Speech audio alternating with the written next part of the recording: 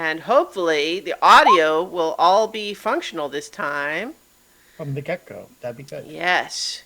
Okay, so the channel is live. Hello, everyone, and welcome to Adventure on So Many Levels, Rime of the Frostmaiden. Ooh, ghost sounds. Yes, we're going to play some Dungeons and Dragons. Yay! Yay! I sabotaged the cheer by saying it in a weird way. Because, like you guys had every reason to think, wait, is she doing something else? Is this a different thing? Or is she saying something? Anyway, I'm Christiana Ellis, and I'm the Dungeon Master. Our players tonight, David Archambault as Wilfred Cole. Hello. Paul Wimmer as Aule. I am not Dr. Venkman, although we're going to try to vanquish a ghost. Get her, Aule. Nobilis as Arvik. Formerly known as Marcher Northwind. Still kind of, but also now known as Arvik. Yeah. Sorry, I kind of talked over your bit. That's fine. I didn't have a bit. My bit was that I didn't have a bit. Oh no. Jason Banks as Rowan Gregor. What's going on, guys? So that was your plan, Ray? Get her. Ooh. Spence as Smaragd Nachtmere, a.k.a. Mara. Oh, are you I don't know muted? why Oh, we there you can't all get along. go. And last but not least, Lee Burdett as Iggy. Insert Stay Puft Marshmallow Man reference here.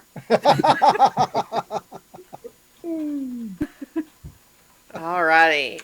So, everyone is joking about ghosts because you got a ghost on your hands. Who wants to explain what's this ghost's deal, if you can remember?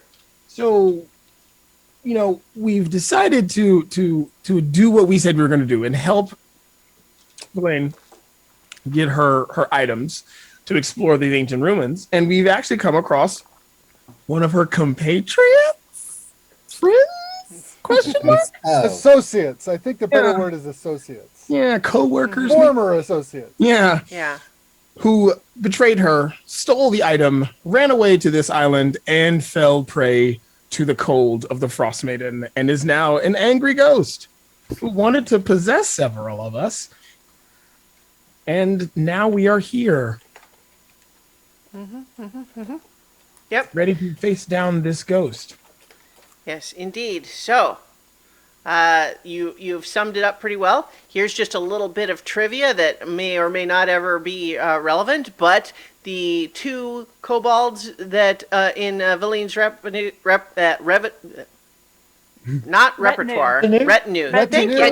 That's the word I was going for. The two kobolds that are currently zombies in her retinue are in fact zombies because they were killed by Naslantamir during the theft. They witnessed her stealing the Professor Orb and she killed them.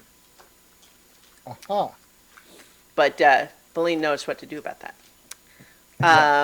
So, let's get this ghost fight started.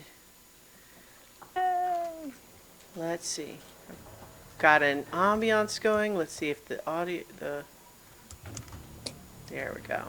All right, so we left off last time arguing about whether or not you could roll for initiative when I did not yet have you on the turn tracker. But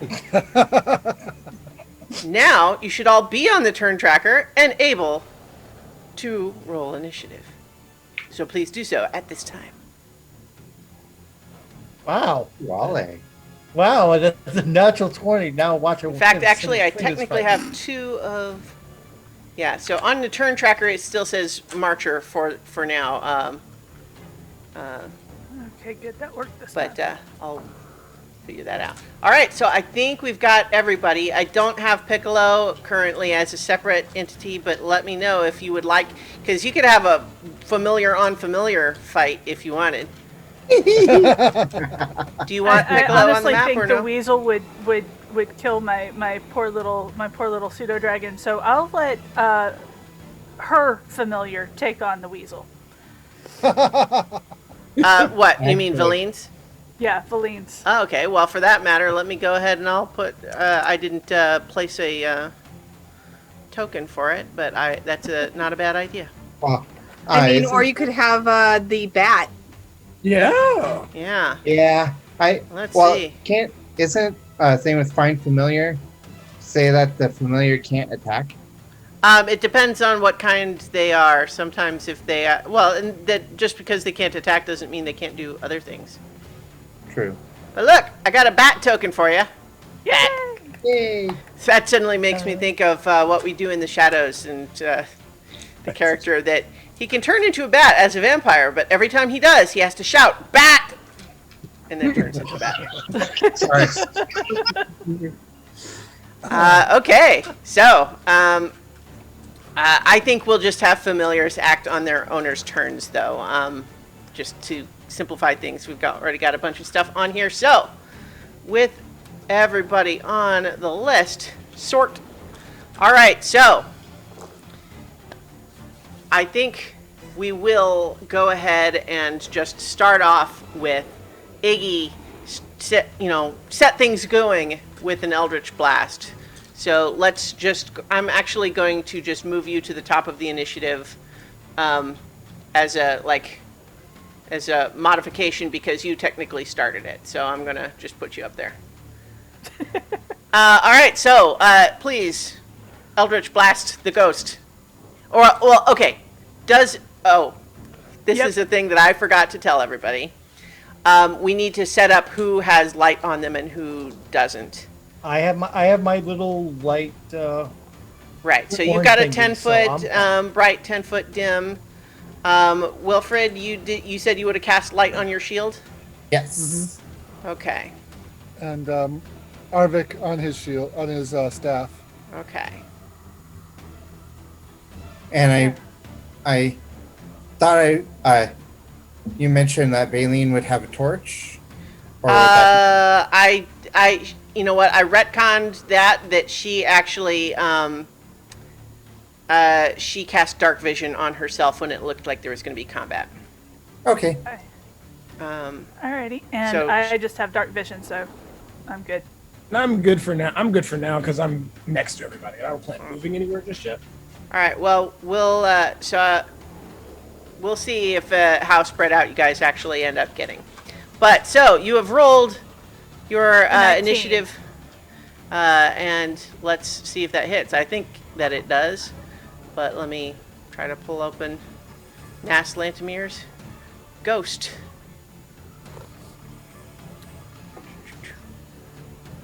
And give you all a handout, which I think you might have had already. Yeah, I think so. Yep. But just as a reminder, got a little bit of a moaning Myrtle quality. Yeah. Yeah, That was very like- much so. I saw that too. Yeah. Yeah. This moaning myrtle was not any shrinking violet. Yes. So a 19 definitely hits. Okay. And so 8 points of force damage. Okay. And she's blown And- back 10 feet, right? Jen? Yep, and she's pushed back 10 feet. Yeah, that's a good question though about you know what? Sure. I mean, she's a ghost. That's what's complicated about it, but yeah. Yes, And it works. You get two of them, don't you? Yep. Yeah, I do. Go ahead and roll your second. Which is a 17 That'll also hit. for 8 force damage and another 10 feet. All right. And then I am going to move out of this great big clump of people. All right. And over here. Okay. All right. Wilfred, Okay. you gonna thank Iggy for moving the ghost outside of your effective range? 1, 2, 3, 4, 5, 6. Oh, hey. Okay. Well. So 1, 2, 3, 4, 5, 6. I'm going to go here and ready in action to hit hit anything that tries to attack. Okay. And may I have control over my bat, please? Oh, yes. I should be able to do that. Hang on. Yeah, hang on. I can do that. I have to do it from the creature entry. Bat!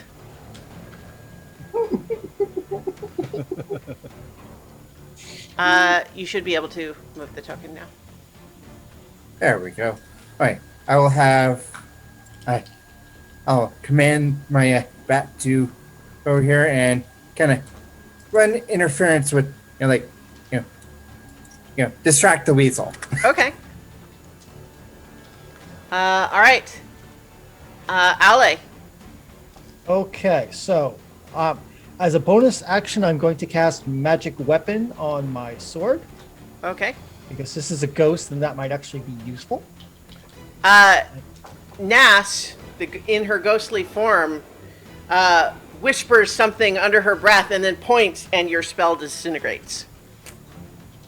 She counterspells you. Dang it! Well, all right. All right. Then I will move forward. That was a waste of a spell slot, but So it goes, and I will ready in action that if anything comes near me, I will whack at it. Although I don't have a magic weapon at the moment. Mm-hmm. It's going to be ineffective, but that's my turn. Okay. And she's 15 feet away, so I can't do what else I wanted to do yet. Okay.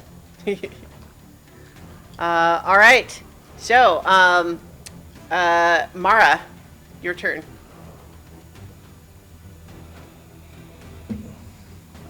I will cast Sacred Flame. Okay. So she has to make a dex save. Yeah. That's gonna be a negative. 7. Negative? No, Oh. not really negative. I meant no. She doesn't make the Okay. save. So 14. And that is radiant damage. Is that right? It is. Okay. Yeah. You guys are doing significant damage to her already, but with radiant and force damage. All right. Are you moving or anything else on your turn? No, I don't. Sorry, I have to check on something. Okay. Okay. So, Rowan, your turn. Alrighty. This ghost has already tried to possess 2 of us, and I don't want to be closer to her. So I'm going to actually back up. Okay. Yeah. Because I don't need to be anywhere near her to be effective. And I'm going to take 2 shots at her. And it's going to be a sharpshooter. Okay.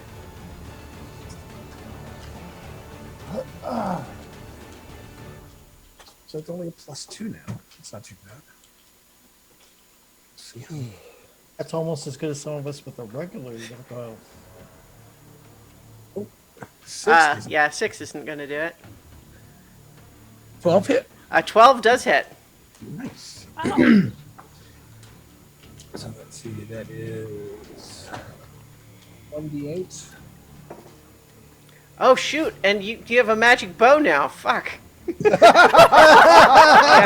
okay, well, it's just going to, it basically, well, go ahead and roll the damage.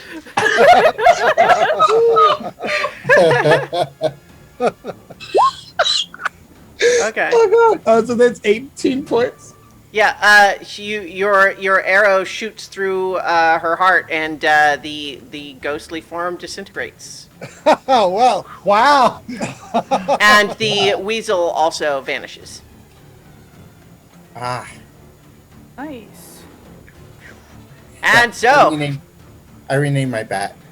this is so this is a key example of how, especially when you have one enemy against a whole party, a low initiative roll basically means the end of the whole fight. So, yeah, there you go. Well done, you guys. You have defeated the ghost of Naslantamir. Will she be back? Probably. She's a ghost with unfinished business, but you have dispatched with her phantasmagoric form. Oh man, that's the quote of the day. And now we can retrieve the orb. Yes. Professor Orb and move on our way.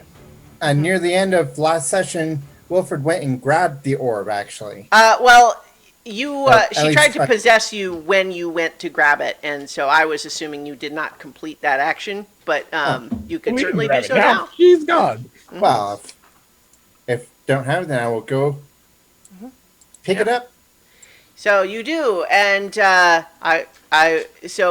you claim this orb, and it kind of glows purple a little bit, and you all hear the voices say, "Good show, all of you. That was splendidly done." Thank you. Oh, I well. suppose I think there's someone here you would like to. Yes, Valine is already approaching with her hand out. I suddenly feel like I want tea. Huh? And biscuits. Yes, and perhaps some salmon pate.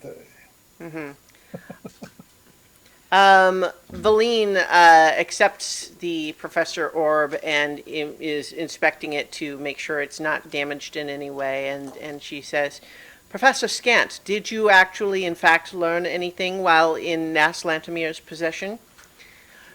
"Yes, Mistress Harpel. As a matter of fact, Naslantamir used divination magic to discover that the codicil is, in fact, a book which contains a magical spell which will almost certainly crack the glacier as predicted, and that it is, in fact, in the fortress." Oh. And she's like, "Well, good to have confirmation from a second source then, yes?" Looking at the rest of you. Did her divination magic let you know where in the fortress it would be? Hang on, let me pull up what he knows. First floor. It could be optimistic. What he says is, "So, I don't have the precise location within the fortress, but worshippers of Auril have hidden it there in the fortress, which you can see here on this island. It is known as Grimskull, and it used to belong to frost giants, but it was abandoned long before Auril made it her current residence. However, we believe that it is not, in fact, the key itself, but that a spell written in its pages is what can open the path through the ragged glacier." So we need to get this. We need to go into the Frostmaiden's fortress and get this book and get out alive. By the way, is our method guy? Yeah, what happened to the method? Yeah, you look around, you don't see him. I wonder who he's going to go talk to. I won't. Three guesses? And the first two don't count? And the first two don't count. Then in that case, we best not linger. Let's get to right. Let's get moving. Let's Put go you to the back on fortress and get the this island book. map. What harm ever came from reading one? All right, so as a reminder, on this big old iron island map, I don't know why I said iron, but each square here is 200 feet, so it does take a little while to pass through. But you've got the fortress in the center, of course, and then this circle in the middle there was where there was the garden of ice statues. And Valine says, "Although I am certain that avoiding fights where we can is a wise solution, if in fact there is an ice troll in that garden, I will just remind all of you that I believe it is possible, through ritual consumption of the ice troll's heart, to gain its regeneration feature temporarily, which could come in quite handy. Well, What do you say? Well, Personally, Do we have enough fire to kill the troll? He put in his mouth, I am not a fire dragon. no, I don't have anything like that either. I have all of my radiant damage. Like everything I do is divine and radiant. That is kind of like fire, but not actually fire. Iggy, do you still have access to bonfire? Create bonfire, yes I do. Well, That is a cantrip. So I can cast that all day long. and oh, Well, if we can figure out a way to like trap it on top of the bonfire, that might be a good tactic. I do have a spell. I do have barbed growth. We could Yes. trap it in that area, and And how well does that spell work on things that are really really strong like trolls? it doesn't have to hold them. It damages them as long as they're standing or moving in it. Right. So it would also- walk out of the spell, and that would be the end of it. Well, it's considered difficult, so it would take it a while to walk out of it, depending on how fast. Valine says, Still my looking for understanding some fire. of the effect of its regeneration is that it does not need to take the damage continuously. Just to But, finish it off. well, certainly to finish it off, but also even if, so let's say, for example, you were to burn it with your conjure bonfire, and then it were to walk out of that fire. As long as you just continue to redirect the fire to it, that should still prevent the regeneration. And I don't know how this would work, but we could try it. Put down spiked growth, and Iggy could set it on fire. This spell requires me to concentrate, so as long as I'm concentrating, it doesn't go anywhere. So burning barbed bushes. Burning barbed bushes and beat up the troll. And I would suggest that we all stay at range, because if we do set it on fire, I mean, I could also do moonbeam, and as long as I can keep concentration on it, I can move that along with it as well, Oh, that just to does. add to it. I mean, we definitely want to use to put that, use our good weapons to hurt it. But and with Iggy's ability to push things with Eldritch Blast, once the growths are on fire, every time it tries to come out, if they can push it back in, it would take the damage because of the push and the walk. As long as it moves in that, it'll take damage. I suppose it's worth a try. I'm not interested in. I'm a little worried about using up a bunch of powerful spells, but. But this is also a minion of the Frostmaiden, is it not? So lives defeating here, it is so- in my remit, as it were. And also, If you're interested in Weakening her power by killing one of her minions, yes, Right. yes, I am. all right. Yeah, Well, if let's- everybody's on board, let's go do it. sounds like it could be interesting. Yep.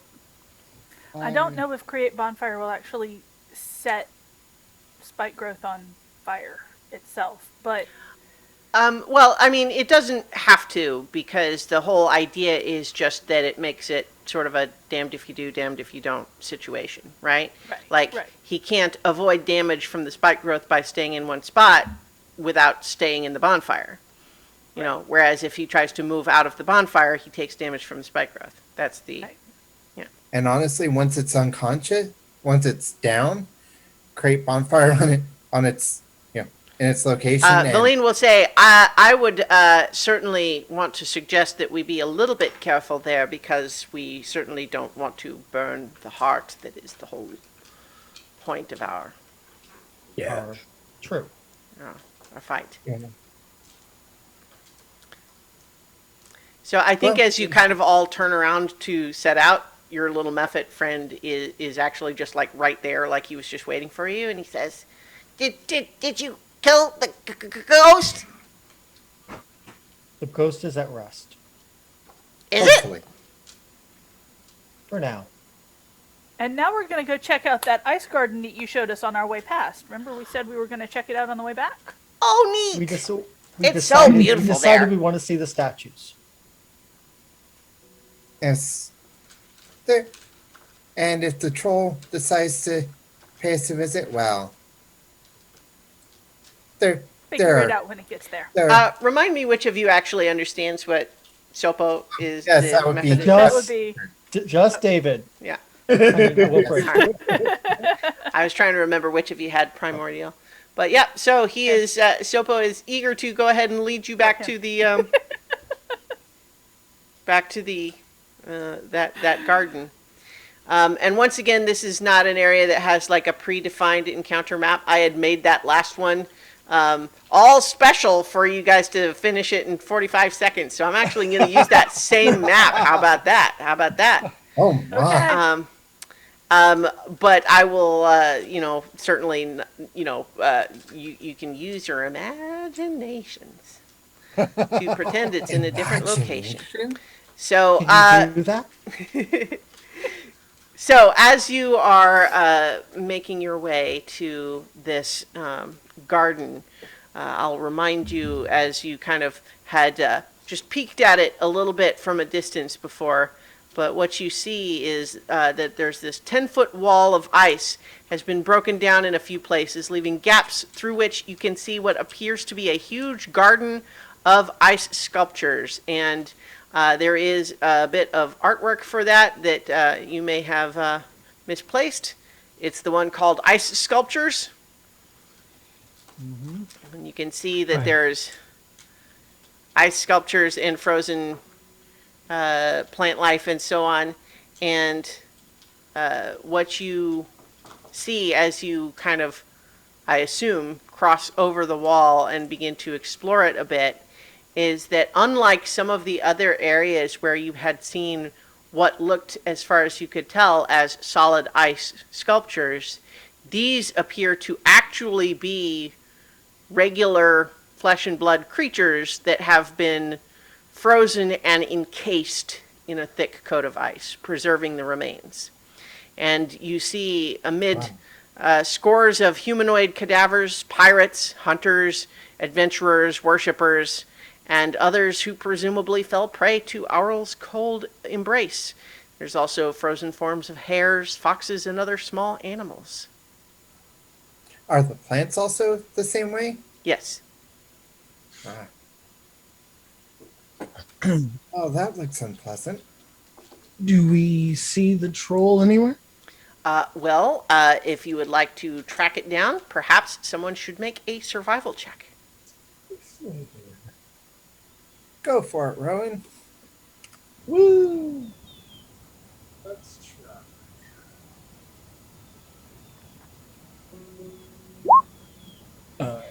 And let's see. Alright. We've been in. And you we've got been out people here for- helping, so you can have advantage, I think. Yeah, well, we also have. We've been out here for over an hour, correct? On the island, you mean? Well, just out in the Arctic, just with the whole traveling and everything. Yeah. Alright, so that would be. Yeah, I'd say it's been a couple of hours since you made your way onto the island because you were traveling all the way across, so on. Yeah, so that would actually be a 16. Okay. Well, and you can roll with advantage as well because you're all looking, presumably. Okay. So Well, because as long as I stay an hour out in my Yeah. favorite terrains, my proficiency bonus is done. all right. Well, so what you find as you are looking around is you don't spot the ice troll yet, but you find places where it's clear that something has been gnawing on these frozen corpses, like chewing through the ice on the outside to get at the frozen meat inside. So you find a few places where it's obvious that something has been gnawing at the statues in that way. Did I find any tracks of it or anything? Yeah, well, I think that, you find some tracks along with that. Well, it seems to be hungry. It may be out looking for something else to bring back here and gnaw on. We are not for eating. No, Sorry. although I wonder where it would go. I have to briefly replace your name tags because Because is the method with us? yes, Uh, and he is actually pointing out, just like walking through the garden and just like, see how beautiful this is. The Auril, the Frostmaiden, has provided this place of beauty to preserve all of these creatures forever in their beauty. That's what what does he's what language does it speak? primordial. Yeah. So Or, So well, David gets the penny to all of us. Rowan- or, Yeah, so Wilfred. he's just Wilfred. chattering along. Yeah. Wilford, can you ask our icy friend here, are there other living creatures that the troll would feed on other than us? Are there are there any other creatures that the troll would hunt or chew on? Well, Anything living besides us? I mean, there's small animals and other sorts of things, but it actually likes the frozen ones. Huh. Apparently it has a preference for things that are already frozen. Makes sense. It You don't certainly have to wouldn't try to eat the yetis. They're too big. Yetis, okay. Yeah. You guys knew there were yetis on the island. That was Yeah, the whole yeah, reason yeah. that we went instead of the other They're way. on Brought the to other mind side of again. the island. Let them stay there. Well, we can go looking for it. I think we have to go hunt the troll. All right. So I With think the ranger. yeah. So go ahead and make another survival check to follow the trail. Well, there you go. A critical success is definitely going to find you the trail. And as you are stalking your way through this garden, you spot first, from hearing the crunching of ice, you come around a little corner of the path and see in the distance that there is, in fact, an ice troll that's kind of stomping along the path and looking with an appraising eye at some of the nearby frozen animals.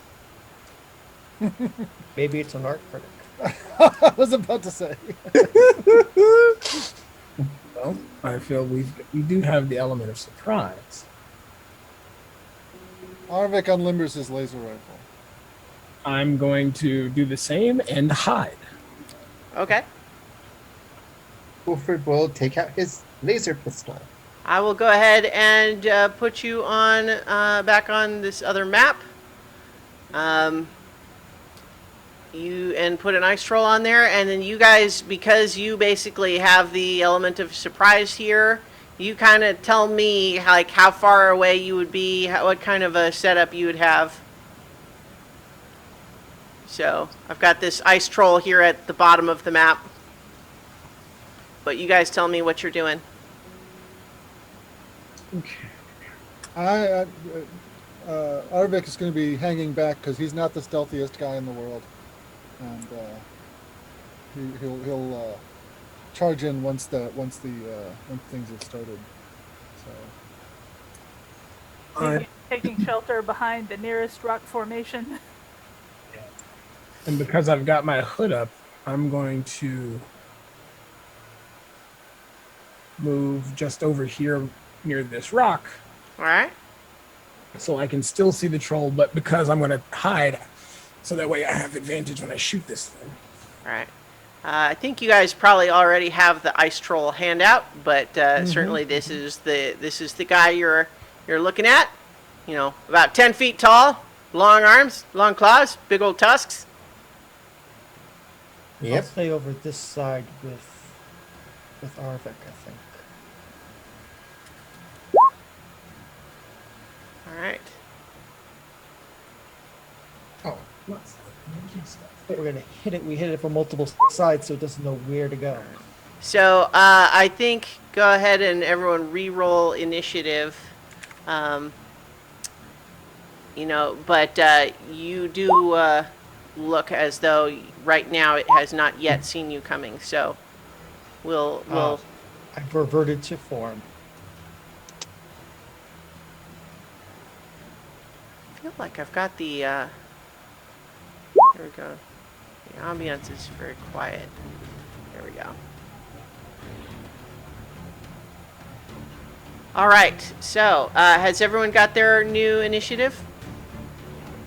I think so. You I know can't what? see the initiative tracker.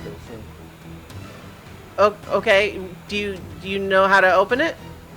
I mean, The instructions I looked up didn't make any sense. okay. You have your little tools where you have like your arrow and the cube and everything like that? There's one that looks like a clock. No, there isn't. Not for a. Not No, for the like- players. You got, okay, like, all right. Could it be hidden like in a corner? No, well, so, like, did the players not have this turn tracker? That doesn't I seem have right. mine. Yeah. Like, I don't know what, like, All what, right. Well, you know, you guys, like, I get inconsistent information from you guys about what you can see and what you can't. So I don't know. I've definitely seen the turn tracker as a player in a Roll20 game. yeah. It's- So have I. Yeah, is it the is it the little thing that's underneath like the zoom icon, the little magnifying glass? well, so there's the zoom that lets you zoom in and out on the map, right? But over on the left-hand side, you have your little tool bar, right? Would the one you're talking about be the symbol in the middle Well, No, so that's a are, different- above the D20? No, That's that's the measure. That's the ruler. Oh, okay, there is the ruler, and on mine I have extra things, but there's one that looks like a clock, and it's turn order. Okay, I just refreshed the page and it shows up. So Okay, well, so that maybe try that, everyone, if you don't see it. So, okay, sorry. I feel like I'm crazy sometimes. Okay, has everyone got their initiative on there? Yes. Okay, all right. Well, I didn't get that answer the last time I asked, so thank you. All right, so I'm not re-rolling for Valine and everything. They got super low on all of them, and anyway, you guys are gonna be fine. All right. So, Iggy is up first. You guys are still, what? What? I'm gonna. I said I was gonna hold bonfire until it gets in range. Okay. You're assuming that it's gonna charge at you guys or something? I also don't know what that range is. You have to tell me. Yeah, it's 60 feet. Okay. So once it gets within 60 feet, I'll set it on fire. But with Valine and Mara right there, I would assume it's going to charge. Like you got I don't know that that's where you guys are. You guys need to tell me where you're going, what your plan is. I don't know any of this Okay. stuff unless you tell me. Okay. You guys are the ones that are approaching this thing where it's just wandering through the garden, not bothering anybody. Okay.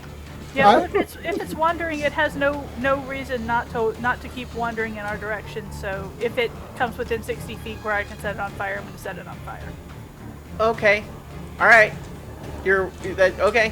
Why wouldn't you? Okay.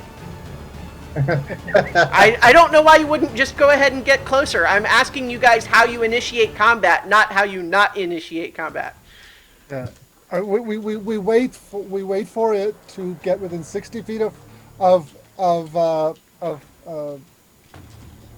Iggy. Iggy. Iggy throws the bonfire. That's the beginning of the fight. All right, fine.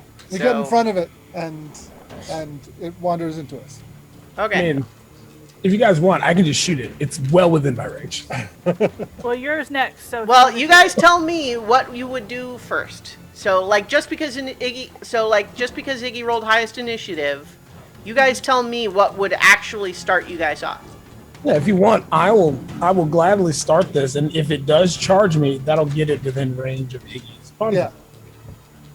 Sure. Let's do that. Okay. So I'm actually gonna move Rowan up.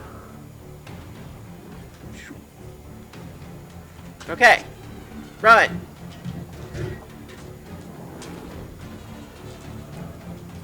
Are you gonna do it? Yep. All right. Roll it. First shot. Do the thing. Does a 14 hit? No. Oh, would I have advantage because I'm hidden? Yes. Sure. Aha! Well, natural one. One. Yeah. So Well, you I got think another shot. that arrow zips past it and it just goes. "Huh?" And so I'd say your next attack is not at advantage because you're no longer hidden. Well, then you got a 9. Yeah. So. Yeah, then I got it. Then I haven't died. All right. So you have its attention now. That's for sure. Yeah. All right, Iggy. Presumably you are holding cast create bonfire to. Yes. Okay. All right. So it is in fact its turn now, and sure enough, it's gonna charge at Rowan. 25, 30, 35. So I mean, you're doing it as soon as it enters range? Yep. So that would have actually been back here. Please draw a box where you. I don't know. I can do it. It's fine. Yeah. Okay. So does it make a saving throw or anything? Yep. Dex save 14. All right. It does not succeed. It gets a 3. Okay. And so it takes 2d8 fire damage for a 9. Okay. It takes 9. But it also kind of it sort of stumbles a little bit as it's suddenly like stepping in fire in a way that it didn't expect, but it keeps charging on through.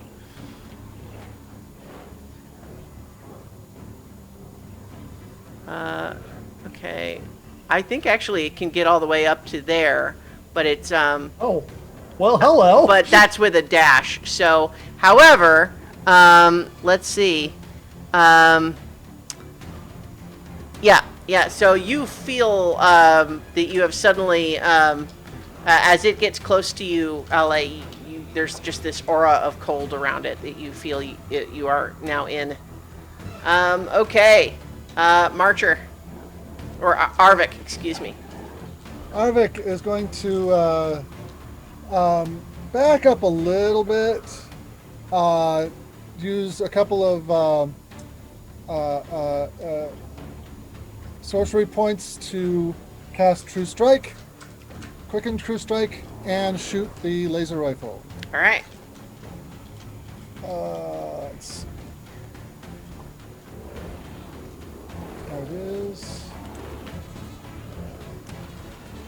Dirty 20. Yep. Well, that'll hit.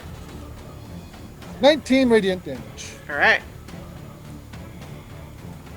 You scorch a big old black patch of hair on its shoulder, and it snarls in frustration. Arrgh!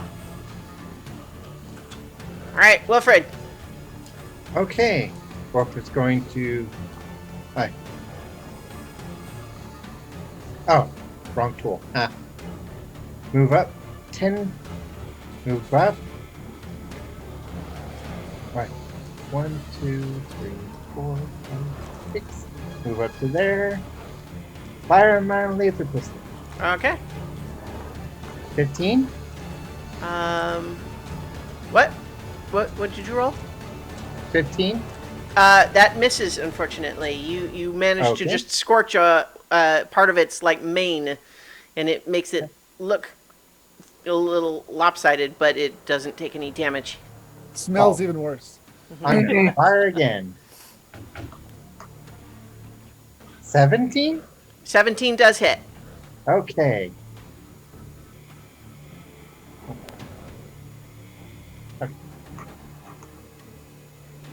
8 damage. All right.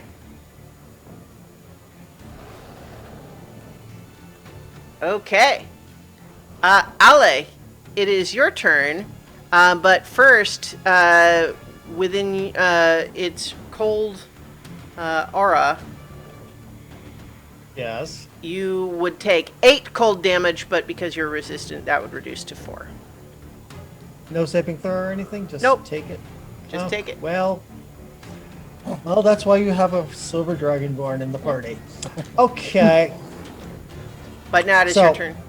Yep. So first things first thing I will do is I will channel divinity, vow enmity on this thing. Okay. I choose it as the creature I can see within 10 feet and gain advantage on attack rolls against it for 1 minute or until it drops to 0 hit points or falls unconscious. Okay.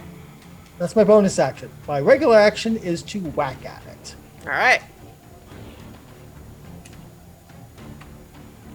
So that is a 25. That'll hit. So that's 7 slashing damage. Okay. Let's try that again because I get 2 attacks. That is a net dirty 20. Mm-hmm. For another 6 slashing damage. All right. Yeah, you guys are whittling it down. And you do not see its wounds hurrying to start healing at the moment after the damage that it took. Can I say something aloud? Actually, to the rest of the okay. party? You know what? Never mind. Go ahead. Your turn. If you get close to it, it's cold hurt you. I'll shout out to everyone. All right. Anything else on your turn? That's all I can do. Okay. It is the kobold's turn, and they've apparently been given leave from Valine to participate here. So they are each going to throw javelins at the troll.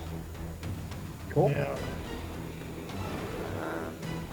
So let's see. That's going to be. Is it rolling? There we go. A 19, a 5, an 8, and an 18. So 2 of those hit. For a total of 7 piercing damage to it. And then they run back and hide behind the rock. Hey, that's it. Hey, Yeah. All right. Now Mara.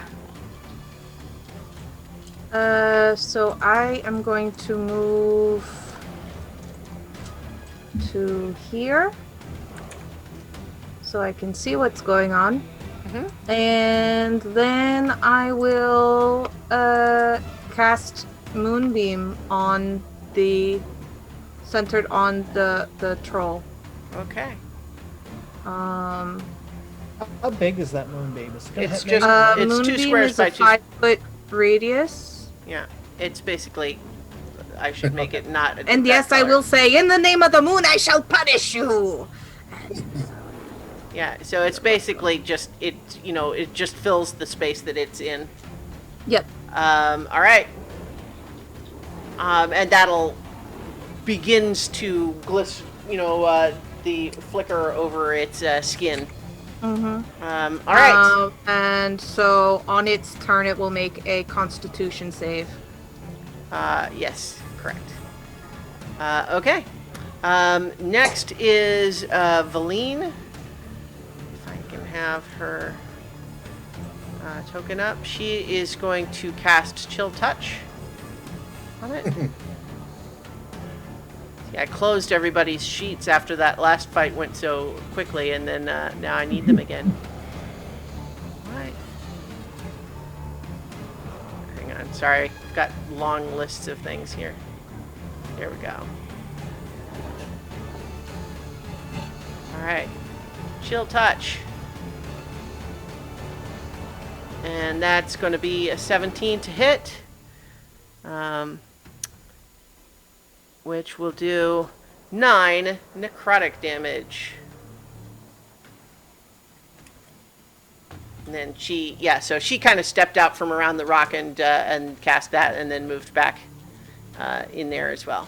So now the Icewind Kobold zombies are going to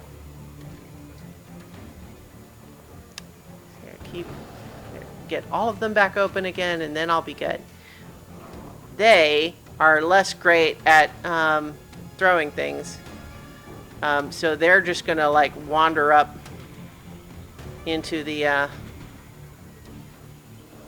You know what? Actually, I think she tells them to hang back because they're not going to be... She doesn't want to risk them in the cold aura. Okay. Rowan, your turn again. Alrighty. So I will move out here.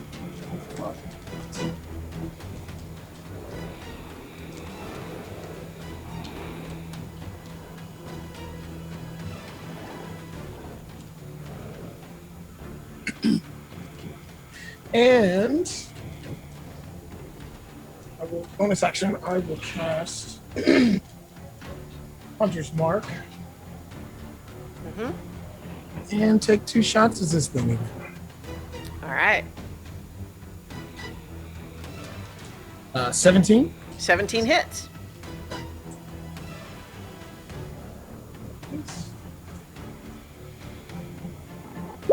So that's 29 points of damage. Nice. That is a substantial injury. You get it right in the neck. Oh, looking and pretty it's hurt. been hurt. So Yeah. that's actually 29 plus. You already got your Colossus Slayer. It's on the sheet. Yeah. Oh, Yeah, did it's it? already Oh, it already Yeah. had it. It doesn't have the Hunter's 100. Mark.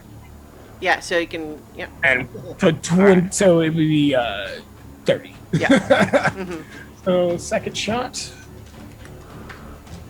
Yeah, 21's going to hit.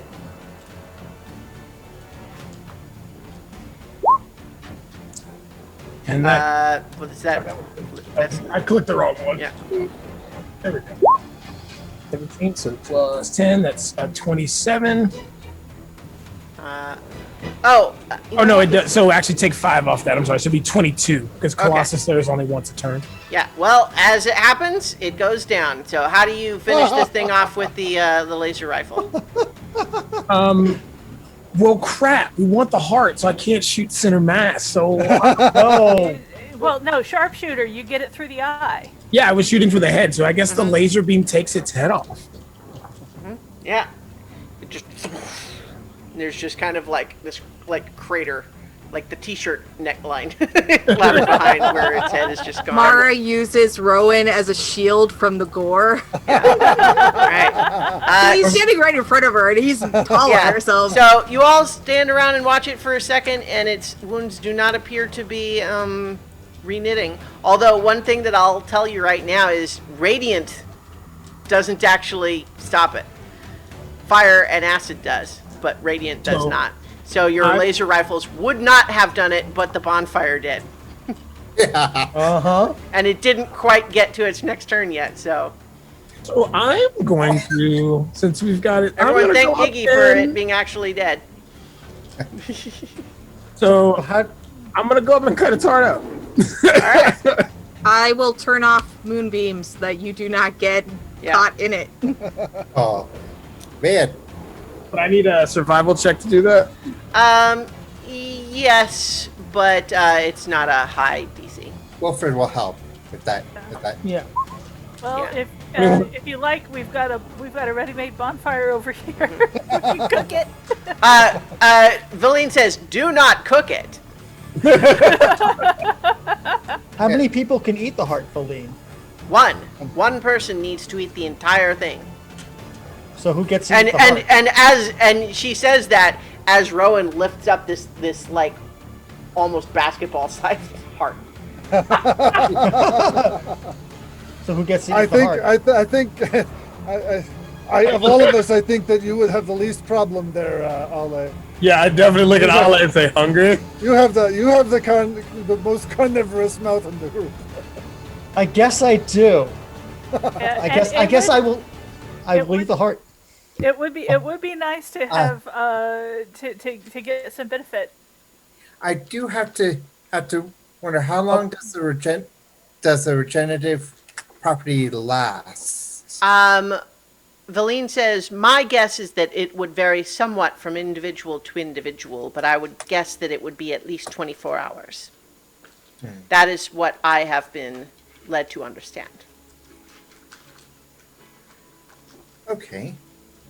Well, I'm saying might not be a good. Might be. I'm not sure we can preserve this thing.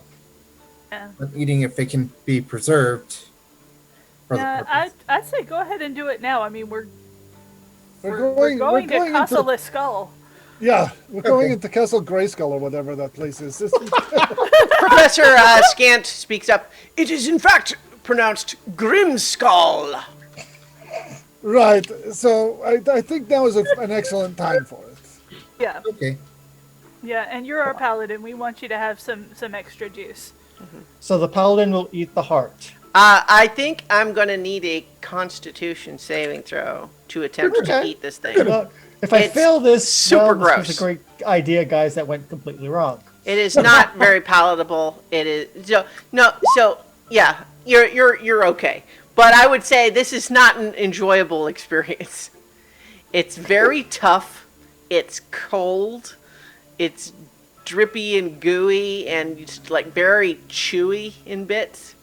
And it's just you're really having to work at it in certain parts, like having to tear it. And Slice it thin. takes a while. I'm not sure What is I have everyone the else time doing to while ceviche this. Ale just sits there and works at this thing for about half an hour? Wow. I feel like I'm in a Brazilian barbecue without the barbecue. I look at Valine and go, so while he's eating that, can we just burn this body? Oh, well, I don't have any use for the rest of it. It won't I'm kind affect of the heart. fascinated to see this process in effect. I've only been told of its use. Yeah. So this might all be for nothing there, Ale, but who knows? Oh boy. So Iggy, It might be just one big practical joke on Valin. Valine Me. laughs out loud, actually, and says, yeah, it's not, but that would be funny. So do we want to pull the trolls further away from where Ale's eating? yeah. It's clearly not regenerating at this time, so you don't have to worry How about do you that. think- But Why don't we leave it here as another sculpture? Prop it up a little and just here we've contributed to your art show.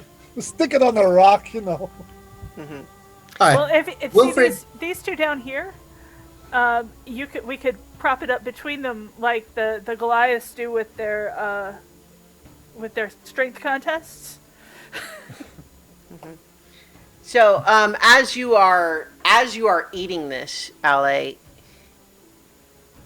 I think there's a good while where you're really just you're having to just go a little bit meditative about this to just get through the What? experience of it. I'm a But civilized dragonborn, for crying out loud.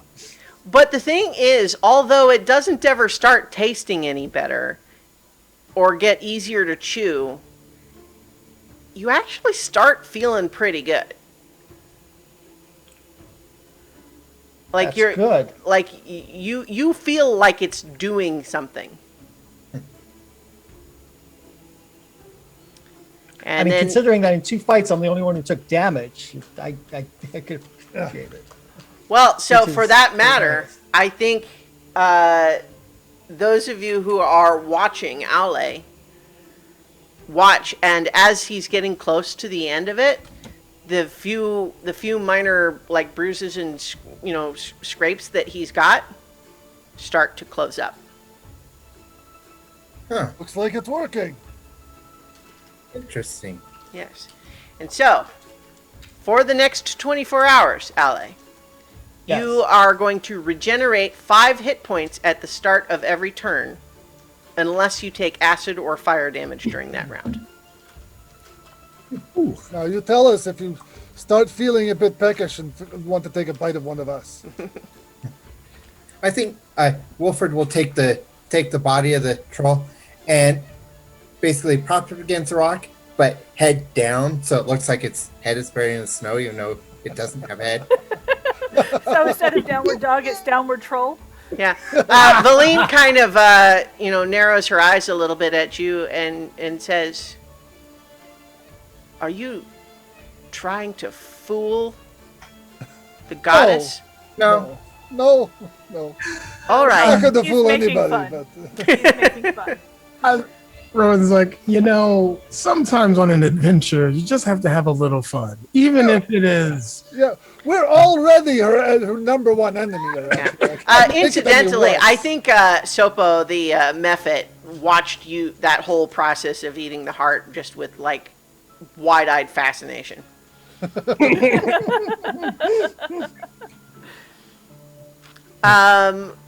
So yeah, you have eaten the heart. You have gained the ice troll's regenerative powers for the next 24 hours. And like an ice troll, even if you get down to 0 hit points, you will just regenerate it unless you take acid or fire.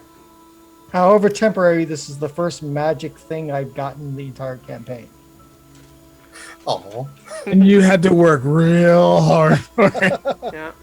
I'm the one who took damages in this encounter, Jason. Yes. No, it's fine. It's fine. Yes. Although, you did get a meal out of it, though.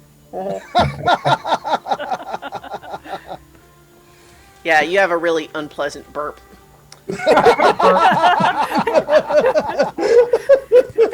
oh, I can just imagine how it must smell. Sorry, guys. Looking up at the mountain, Yeah. do we have to go all the way to the southern tip to get to that road leading up to it, or can we find a way up that's a little closer? I mean, I think looking up at it, you don't see any other way. I mean, it was obvious when you were on the path looking up at it that it has, like, a front entrance that the path goes to. You have no idea if there are other entrances. Oh, I'm not talking about other entrances. I mean other ways up the mountain. Oh, well, I mean, depends on how hard you want to work. Hey, Wilford, does he know of any other ways up into the fortress on the mountain? Sopo, is that path the only way up to the keep, or are there other, maybe less obvious paths? Well, I mean, it depends on what you mean. I mean, if you just want to climb up the side of a mountain, you could do that, I guess. There's not a back door or anything, though. If you could fly, you could come in from the top. Oh. And I'll repeat that. It's like, huh. All right. Well, then I think we better take the road, because I don't. Are there? Hey, Wilfred, ask him if there's any guards that patrol that road, or does the Frostmaiden have any guards on this island outside of the fellow Ollie just ate? So I'll go and say, are there anyone? Will we be meeting anyone as we get to the keep, or is it just, or is it just the Frostmaiden that's up there? Oh, well, she does have a couple of guards, but after watching you guys make short work of that ghost and that troll, I don't think you guys have to worry about him. Do you have a problem with that? With us doing that? He kind of just gives a, shrug. Okay. I'll share that. And apparently he doesn't have a problem with us doing the attacking.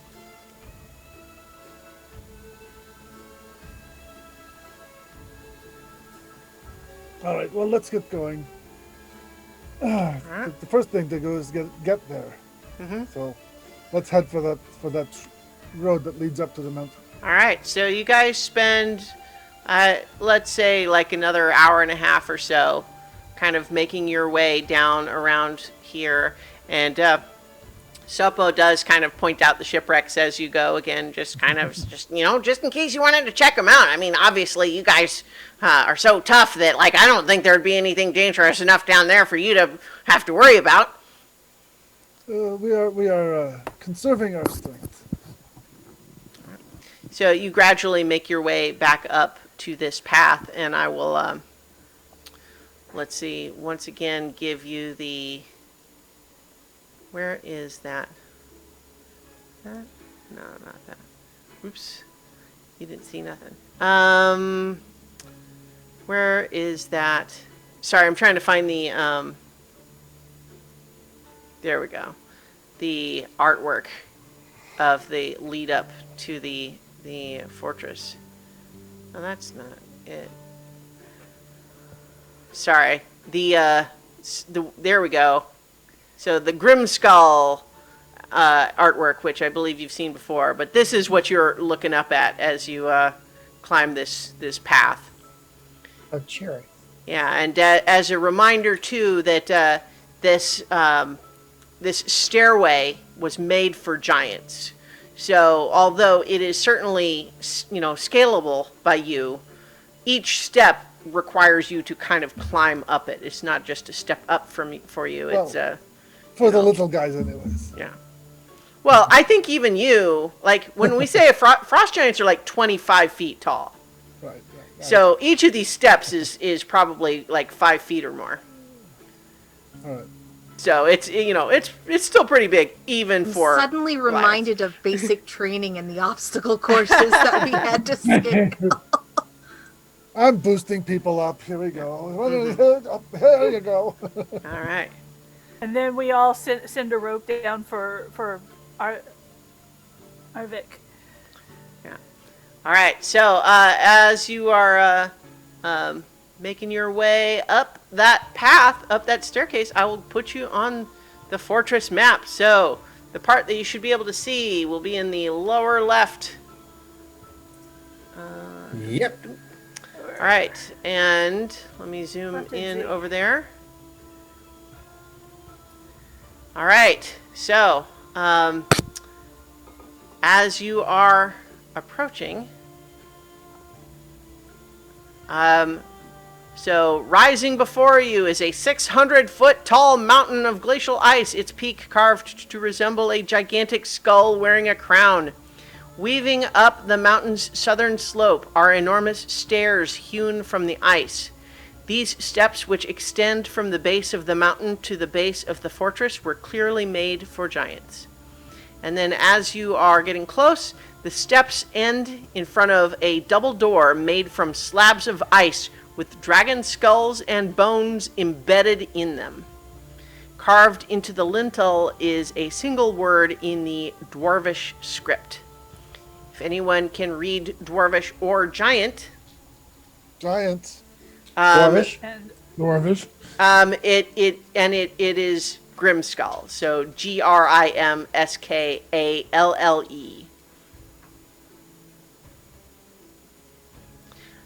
So one thing that I think Valine would have raised on your way up is to say,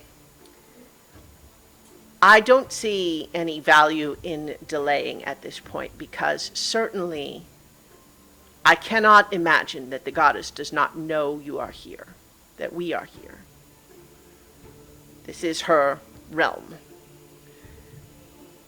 She has not interfered so far, so it may be that unless we interfere with her directly, she will not take action. However, the one thing that we know she does every day is recast the spell. We see her overhead, the lights. So it is an option to wait for her to leave. That seems like a good idea to me. That doesn't. How long would it be till that? I think you would have to hang out for like 5 or 6 hours for it to be about that time. I don't think that's a problem. Yeah, that sounds like a good idea. tiny hut and camouflage it to look like the stairs. We might need 2 tuts. Oh, it's no problem.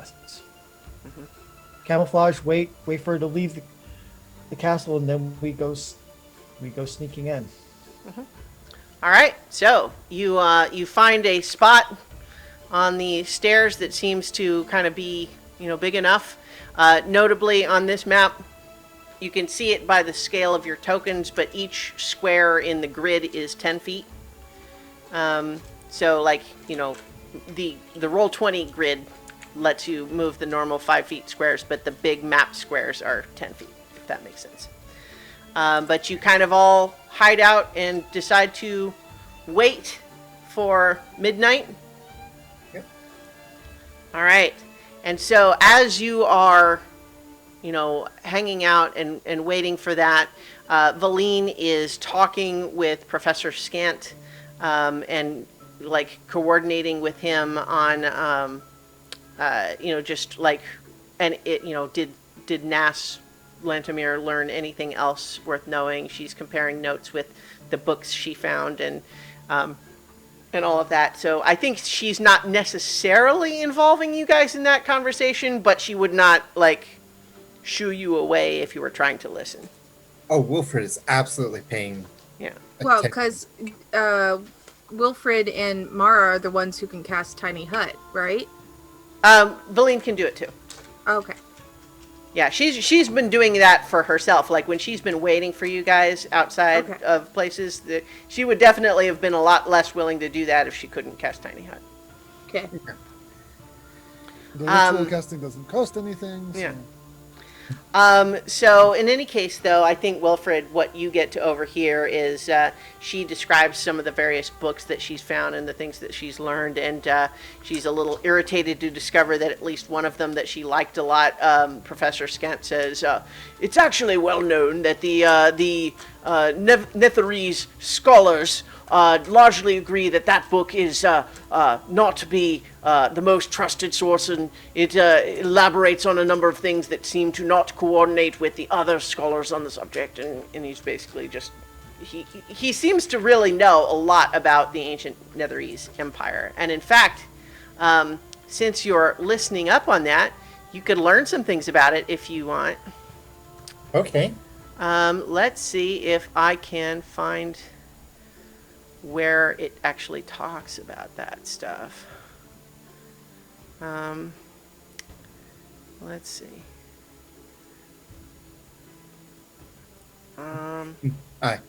By the way, D&D Beyond has an app, and it works, and like the dice roll on it works so much better than in browser. Great. Yeah. I'm glad to hear it. Gosh, where does it talk about this stuff? Sorry, I'm just trying to find the.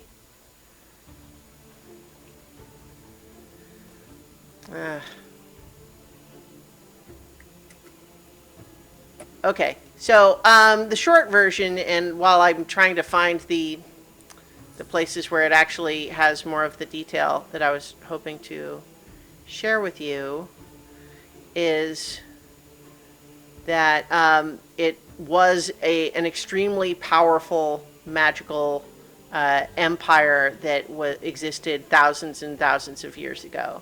And they were extremely powerful in the ways of magic,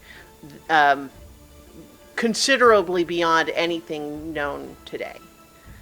And in fact, had large flying cities that would just, travel all over the world. And it was largely thought that the reason that the empire eventually fell is because the people of the Netherese Empire literally were approaching godlike levels of power, and the gods didn't appreciate that. And that was why the empire eventually fell. However, one of the things that you learn from Professor Skent is that for whatever reason, and it's not the specific details are not known, it is believed that the city of Ithrin, which is the one you are looking for, part of the reason that you have some reason to believe you know where it is because it fell ahead of the rest of the empire. Like, it fell from the sky before the rest of the empire collapsed. And so that's why there are some ancient Netherese sources from elsewhere that talk about the fall of Ithrin in the region that is now known as Icewind Dale. And so that's why there is some knowledge about how, like, where it might be and that sort of thing. But there isn't a lot of agreed upon information about, like, why. Why did it fall? It's not 100% clear. I'm sorry. I'm just I'm struggling because there's the only reason I'm kind of hesitating is because there's definitely a whole little sidebar that is like, here's stuff about the Netherese Empire, and I'm not finding it in the thing. But you definitely learn that element at least, and you believe that there is a lot more to know. Let's see. Okay. Yes, the wizards of bygone Netheril wielded magic that could reshape the world. So this is why there is a lot to, support Valine's belief that there may be undiscovered and extremely powerful magical secrets to be discovered in this city. And if the ancient Netherese were as powerful as everything seems to indicate they were, some of their magic rivaling the power of gods, I mean, she might well be right that there might be something in there that would be powerful enough to defeat a goddess. Seems like the best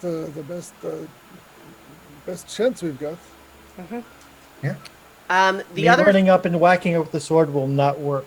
Yet. I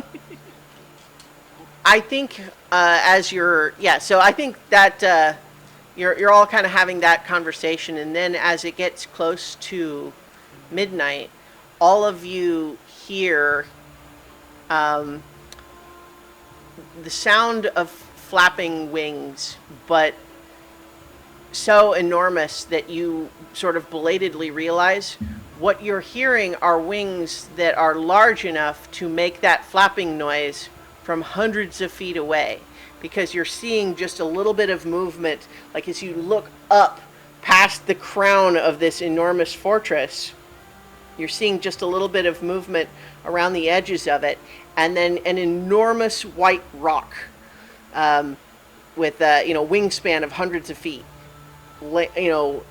soars into the air from the fortress, trailing behind it the beginnings of magic that as it passes starts expanding out into the sky, making this aurora that you've come to know. And as you watch, sure enough, this enormous rock flies off, to the southeast in the direction of the rest of Icewind Dale. All right, then let's start our cue. All right. And I'm going to cast False Life on myself at 3rd level. Okay. 15 hit points. All right. Who is probably going to get hurt the most? Well, I plan on being at the front of most combat, so Yep, Wilfred. Death ward. Yeah. and our buddy here who had a great meal should be okay. I'm not going to live this down to, am I? I mean, you have a pretty substantial magical benefit to compensate you, I think. I know. I am Great crying story tears here. later. It'll make a great story later. Yeah. All right, so you guys have control of your tokens. Malene and her kobolds are following up your lead. Let's go storm the castle. Yep.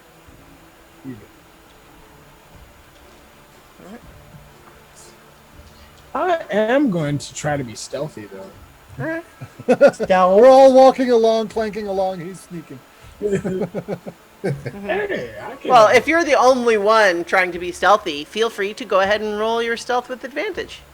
Because everybody else is distracting attention yeah, from you. and to be fair, I'm going to hide because my cloak automatically blends in with Sure. the surrounding. Yeah. Yeah. Wow. Well done. Oh, nice.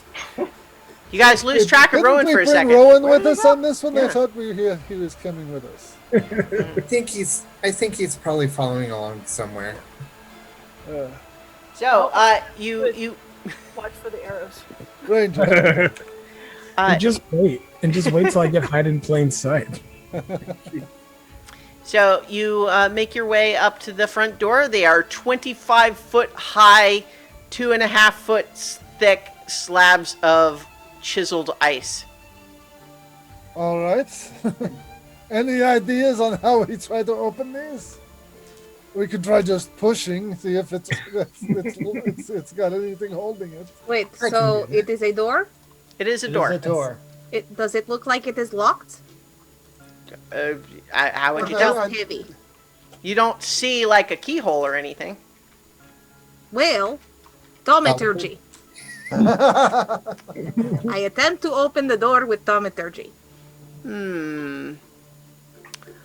I think that you see the door sort of vibrate, but you suspect that the power of that spell would be enough for ordinary doors, but these are too big. Well, it was worth a shot. Well, let's I'll, try the muscle option. yeah, I'll get up next to Wilfred and help him. All right. So basically, one of you roll, and the other, one of you roll with advantage, Yeah, I'll roll with advantage. or you can all roll, however you want to do it. Whoever's helping. Oh, and I'll ready my bow just in case there's something nasty on the other side of Just that. the three strongest guys push the door open, and Dirty 20. All right. Well, a 20 happens to be exactly what you needed. So it's Yeah. You push it open, and it scrapes, and little bits of like frost that had sort of condensed on the outside of it sort of crack and fall away, but the door itself remains intact as you push it open and reveal the hallway inside. All surfaces in this fortress are made of smooth, opaque, chiseled ice with a bluish tinge, and there is a 2-foot deep blanket of cold mist creeping across the floor.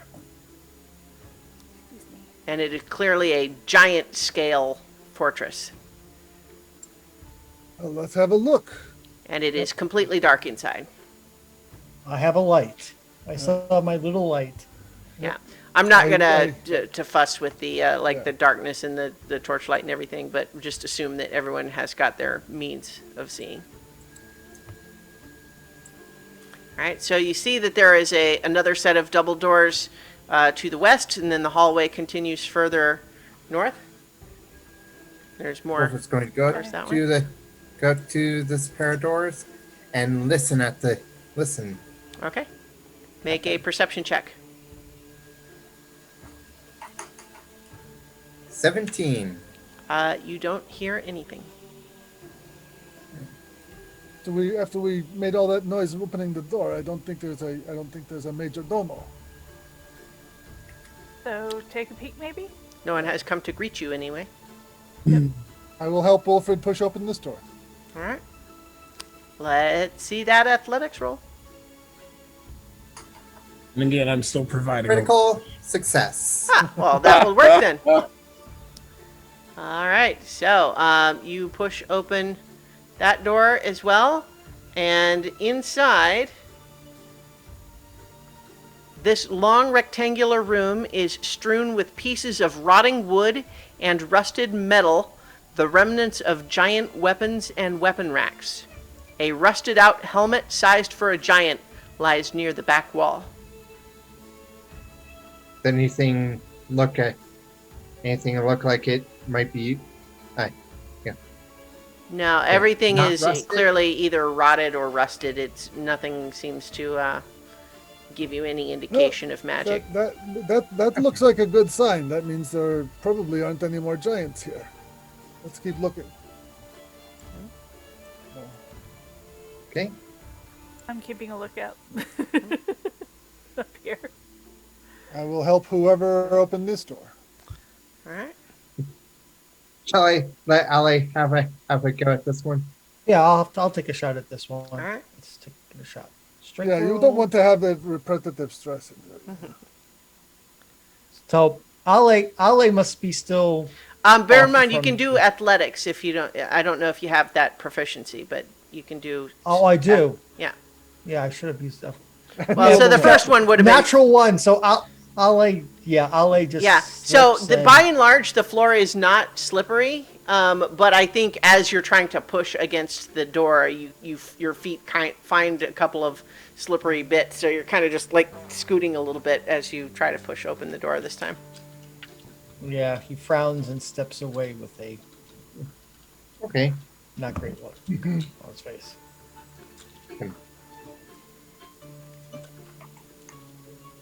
22. All right. There you go.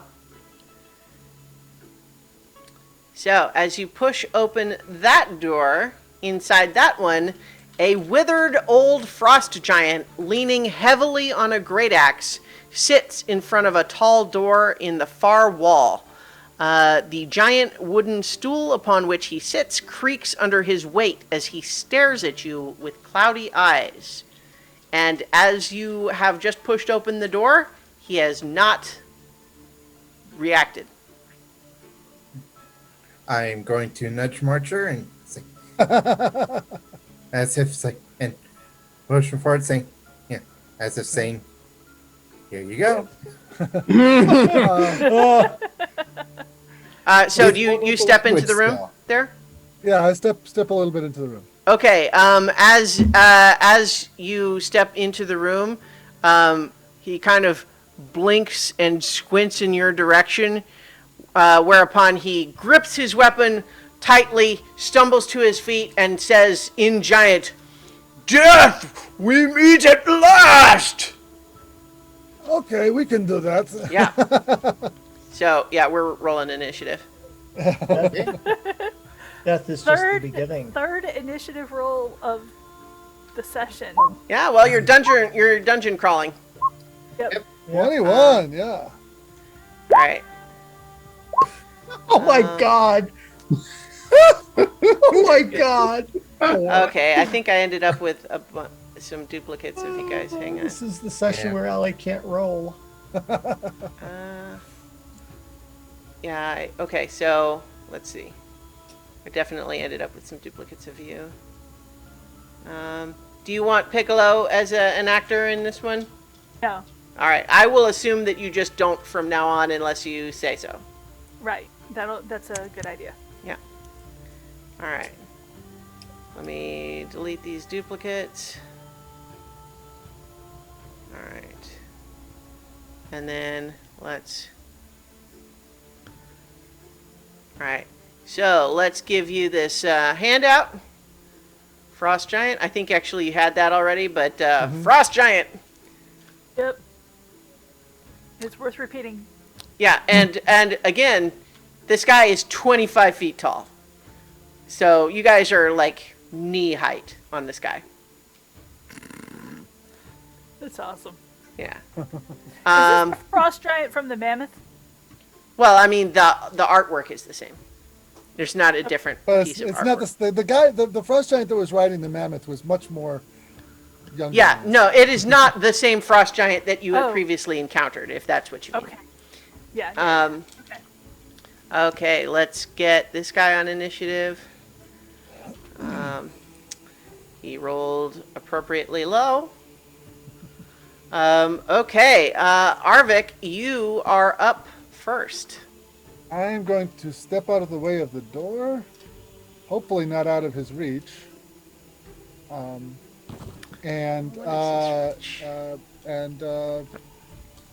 take another quickened true strike shot with the laser rifle. Okay. All right, so go ahead and roll that. 5. Yeah, the 5 isn't going to do it. Nope. And since I did not provoke an opportunity attack there, I'm going to step out of the door. You would have had to go around. doorway, I did you? just go Okay. out the door and then around and then back, kind of taking cover behind the. All right. So, I have double Maras on there. Let's see, fix that. Okay. I thought I added Valine to the tracker. No. There we go. And there we go. Okay, Mara, you're next. Sacred Flame. Okay. I don't think you are quite close enough. You'd have to get a little It's close. 60 feet. Oh, is it? Okay, never mind then. Yeah, I so- double checked that just now. Sure. Okay. Whoa! He rolled a critical success for a total of 19 on his dexterity save. Well, Isn't that nice? That is for him. Except He's a little that spry it's for an really, old man. Well, he's not actually. He just got lucky. He sort of wobbles on his feet just enough to make the sacred flame miss. And so I stay here. All right, Iggy. Going to move. Well, I'm going to move down to join Mara so that I have line of sight. Come here, Piccolo. And hurl a couple Eldritch Blasts at him. All right. Let's see the rolls. All right. First one is 17. 17 does hit. Okay. And that is great big whopping 5. Okay. All right. Second Eldritch Blast is 25 Okay. Also will hit. for another 5. All right. And I can't actually push him back any He's more too than big. he already is. Well, also, I double-checked the wording of that. Does it have any size limitation? No, it doesn't. That's dumb, but all right. Well, I just mean, like, there is no other, like, push effect I can think of that doesn't have a size limitation. Yeah. All it says is when you hit a creature with Eldritch Blast, you can push the creature up to 10 feet away from you in a straight line. Yeah, like, are we supposed to believe that if you would force back an ancient dragon? Because with... Well, it is an eldritch power. I guess, but it's still a cantrip, though. Yeah. Yeah. All right, it's fine. Okay, I don't care. It's fine. Rowan, but you're right. He's already against the wall, so that doesn't matter in any case. Oh, man. Oh. Yeah. Let's see what we can do here. I don't necessarily want to mess with this guy. Strength. So I will just use Hunter's Mark, cast Hunter's Mark, and take 2 shots at this fellow. Okay. And it has been hurt. So that is good. These shall be regular shots. All right. Dirty 20. That'll hit. Right. So 12 points of damage. Great. Second shot. 16. 16 does hit. Nice. Let's see what's damage. Roll your hunter's mark damage as well. Oh yeah. So it's 7 points of piercing. Ignore the Colossus. So then Hunter's Mark. That's 3. Let's do so 5 more on top of that. So All right. 10 plus. 12. Yeah. No, because it automatically adds Colossus Slayer, even though it Yeah. only can happen. Well, once. but with the hunter's mark, it made it 12 again. But yeah. So it's fine. I got it. All right. Are you moving any more or doing anything else? No, All right. because I don't have an angle shot on him right now, so I'll stay Okay. here for now. All right. Wilfred, it's your turn. Okay. Gonna go up here. 1, 2, 3, 4. Right. And As you enter and get into the room a little bit, you see his sort of clouded eyes like widen a little bit as he turns to look at you. But go ahead. and swing. 14. 14 collides with his what is it? Greaves on your shin. Yes. He's Mhm. got Oh, enormous sort of patchwork bone greaves, and that you clang off of. Okay. Second hit. Only a 10, 10 is not going to do it either. but I am there for. So take attention. All right. Well, you have its attention now. His attention, and Oh, it yeah. is his turn now. And so he is going to raise his great axe. And he attacked twice. So that's a 16 for the first swing, Nope. and then a critical on the second. Oh, Wow. no. Yeah, that. Oh that no! Yeah. Wow. Okay. So I'm gonna roll the damage from that first attack that wasn't a crit, just to avoid the roll 20's crit calculations, and that's 15, which is actually low. But that's 15, and then including the crit damage is another 36. So 51 slashing damage as he just manages with he swings once and you duck to the side, and then you realize that you accidentally ducked right into the prime area for his return swing, and he just really wallops you. Oh, yeah, I am bloodied. Yeah. Oh. Do you need healing? Well, that is the extent of this Frost Giant's attacks on this turn. So it is now Valine's turn. I think she's going to peek around the corner, sees that you're all fighting. She's going to, whoops. Gosh, I'm trying to move the token instead of change the size. There we go. Yeah, she'll peek around and she'll cast Chill Touch on him. For 23, and that will do 10 necrotic damage. But then she will turn to the rest of you and just say, if he's been here for a long time, he might have useful information.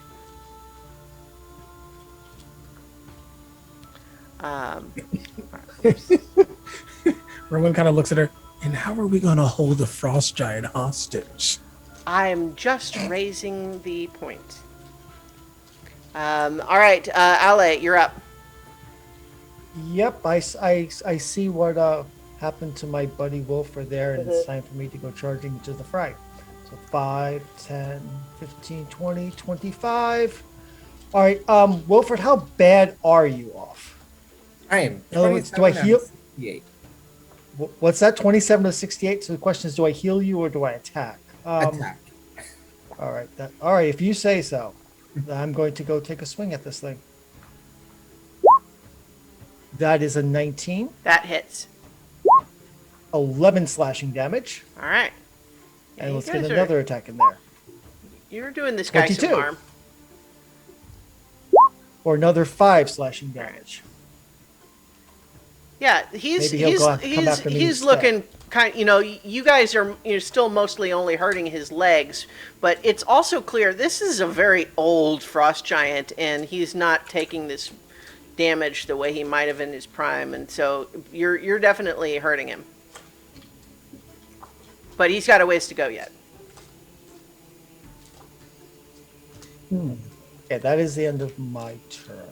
He also, even though he's like grimacing in pain, he is laughing with what would appear to be like joy. All right. Anything else on your turn? That's it for me. All right, Arvik. And I'm gonna, as I pass by, poking my head out to shoot with the laser rifle, it's like, I don't think sparing his life is going to have much impact. He's hoping for death here. So, I'm going to use another True Strike laser shot. All right. There we go. 17, 17 hits. 18 damage, 18 radiant damage. All right. You guys are keeping track of how many cells you have for the... Yes, I am. Good. Yep. All right. Just checking. Great. Yeah, and I'll shout out in Giantish. Okay. We can be merciful, or we can continue this battle if you tell us where we can find the treasure. All right. Okay. We'll see what he says on his turn. Mara. I will heal. He's gonna run up for a cure wounds spell. Wilfred, thank you. Second So I will move up to where Wilfred is. And, oh shoot, I can't. I don't think I can. Yeah. I'm just checking to see if 10, that's 20, if it's 30, too yeah, far. you can get there. Yeah. I can get there? Okay. So That's pretty second good. level cure wounds on Wilfred. Right? Because you're the one that got hit? Yep. Mhm. Okay. So whatever that was. 10 damage. Then Or 10. it's something. Yes, I'm no longer bloodied. All right.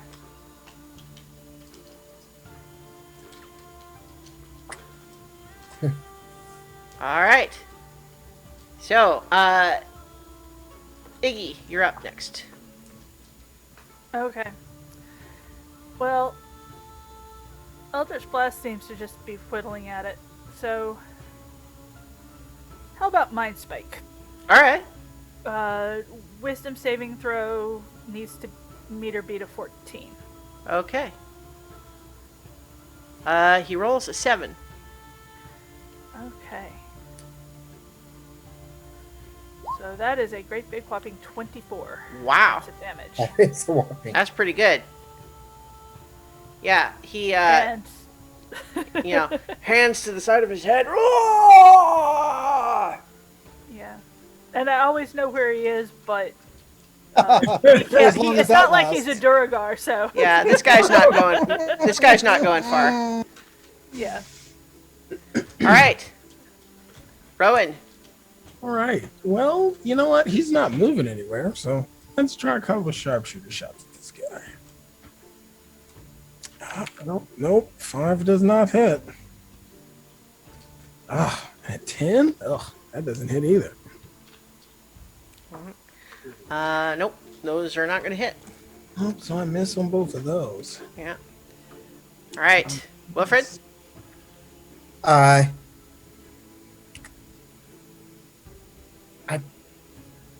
You know, because there was a possibility of might get information. Wilfred is going to take the dodge action. Okay. Yeah.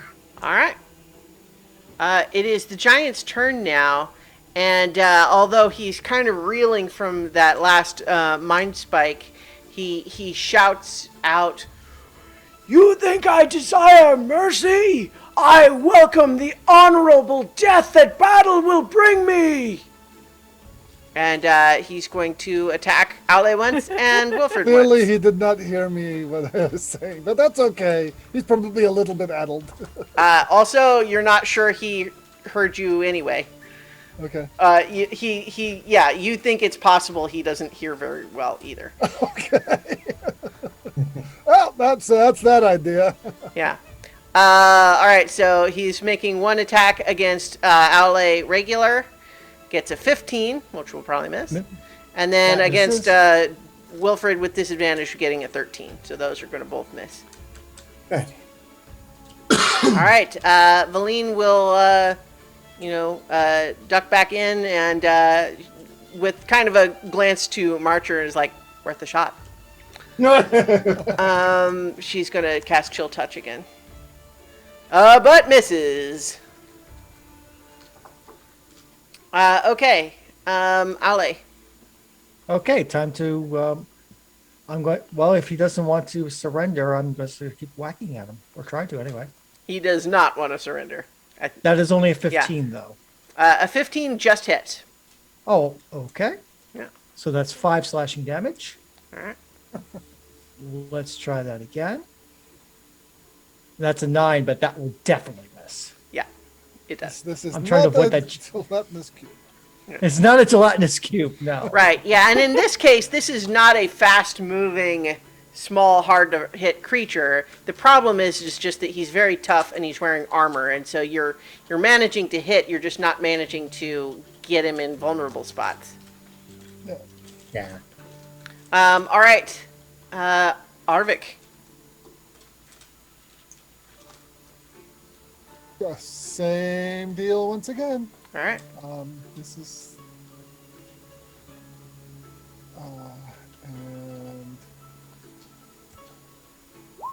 Got an 11. Oh, nope. Bounced off a shiny piece of ice. Mm-hmm. I just suddenly envisioned the you know, pew, pew, pew, pew, pew, pew, pew, pew, pew, all on the walls, and it's like, My thought went to refracting out of the ice and becoming a light show. yeah. Very Let's go. one. So All yeah, right. that's all I'm doing. Yeah. All right, Mara. I am going to back up. He is going to make a opportunity attack against you because he has a reach of 10 feet. Okay. He gets a 22 Of course he does. for 23 slashing damage. Oh, boy. Ow! Yeah. That sucks a lot. Let me see. But that is okay, because now I am no longer in the way. And I will, oh god, what am I going to do? I am going to cast Aura of Vitality. All right. What is that? And Yeah. so basically everybody within a 30-foot radius can be healed by me if I do it as the bonus action. And so bonus action, I will heal Wilfred again Alright. for 2d6. So you get 6 points. Okay. All right. Iggy. Alright, so that Mind Spike thing was very, very effective. Let's just go ahead and do that again. Sure. So Wisdom save 14. All right. Let's do that. And oh, this time he rolled high. He got a 22. Yep. So let me see. Does he take half damage I would guess probably. on a failed The save, Or or half as much on a successful one? So Right. Yeah. So it 9. looks like 9. Yeah. Yep. Yeah. He was already wobbly from being old, but he does look like he can't take much more of this sort of punishment. All right. Rowan. Alrighty. I'm gonna take 2 more sharpshooter shots at this guy. All right. Natural one's not going to do it. That's a nat 20. Oh, but then a Oh, natural boy. 20 will do it. Yeah. You know what? You can go ahead and roll the damage if you would like to know the number, but I'll tell you right now that you kill him. Okay. It's another death for you today, Rowan. And this one, because you see Rowan aiming up very high and firing this shot, and it hits like dead in the forehead, and it sounds like someone throwing an axe into wood. I would move. Yes. Good thinking, because I was about to ask Ale and Wilfred for a dexterity saving throw. Remember you get +1. Because you're next to me. 16, that becomes a 17. Okay. Ale gets a 10. Which is actually what I was gonna just. That was the DC, because you have some advance notice that he kind of his eyes just roll back, he reels, and then he falls, and you're able to evade as he crumples to the ground. Wow. So Aura of Vitality stays up for a full minute. So Okay. can I just heal 9 more rounds for me and Wilfred? Yep. Cool. So Wilfred, I'm going to give you 5 and I'm going to give myself 4. So these are for Wilfred. 1, 2, 3, 4, 5, and then I see 6 rolls on the screen. oh, okay, then that last one's for me. 1, 2, 3. Okay. All right. So, can adjudicate that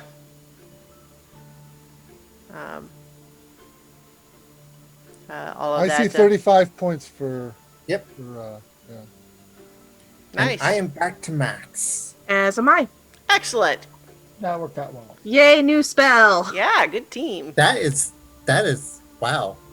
It's Next it's time I- 1 minute, and as a bonus action, it heals one person of my choice for 2d6. Yeah. Well, next time I play a cleric, I'm gonna have to remember that. Yep.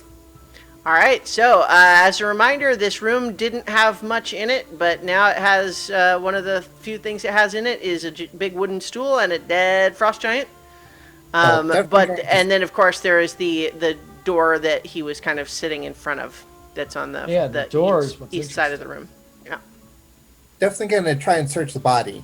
See Okay. if there's- Might have keys and things like that. Yes. Yeah, so let's see. I could probably do, you know what?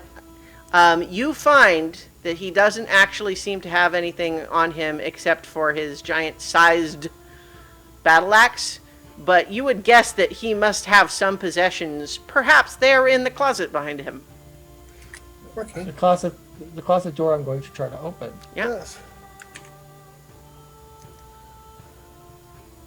Yeah, You need an athletics check to open it? I do.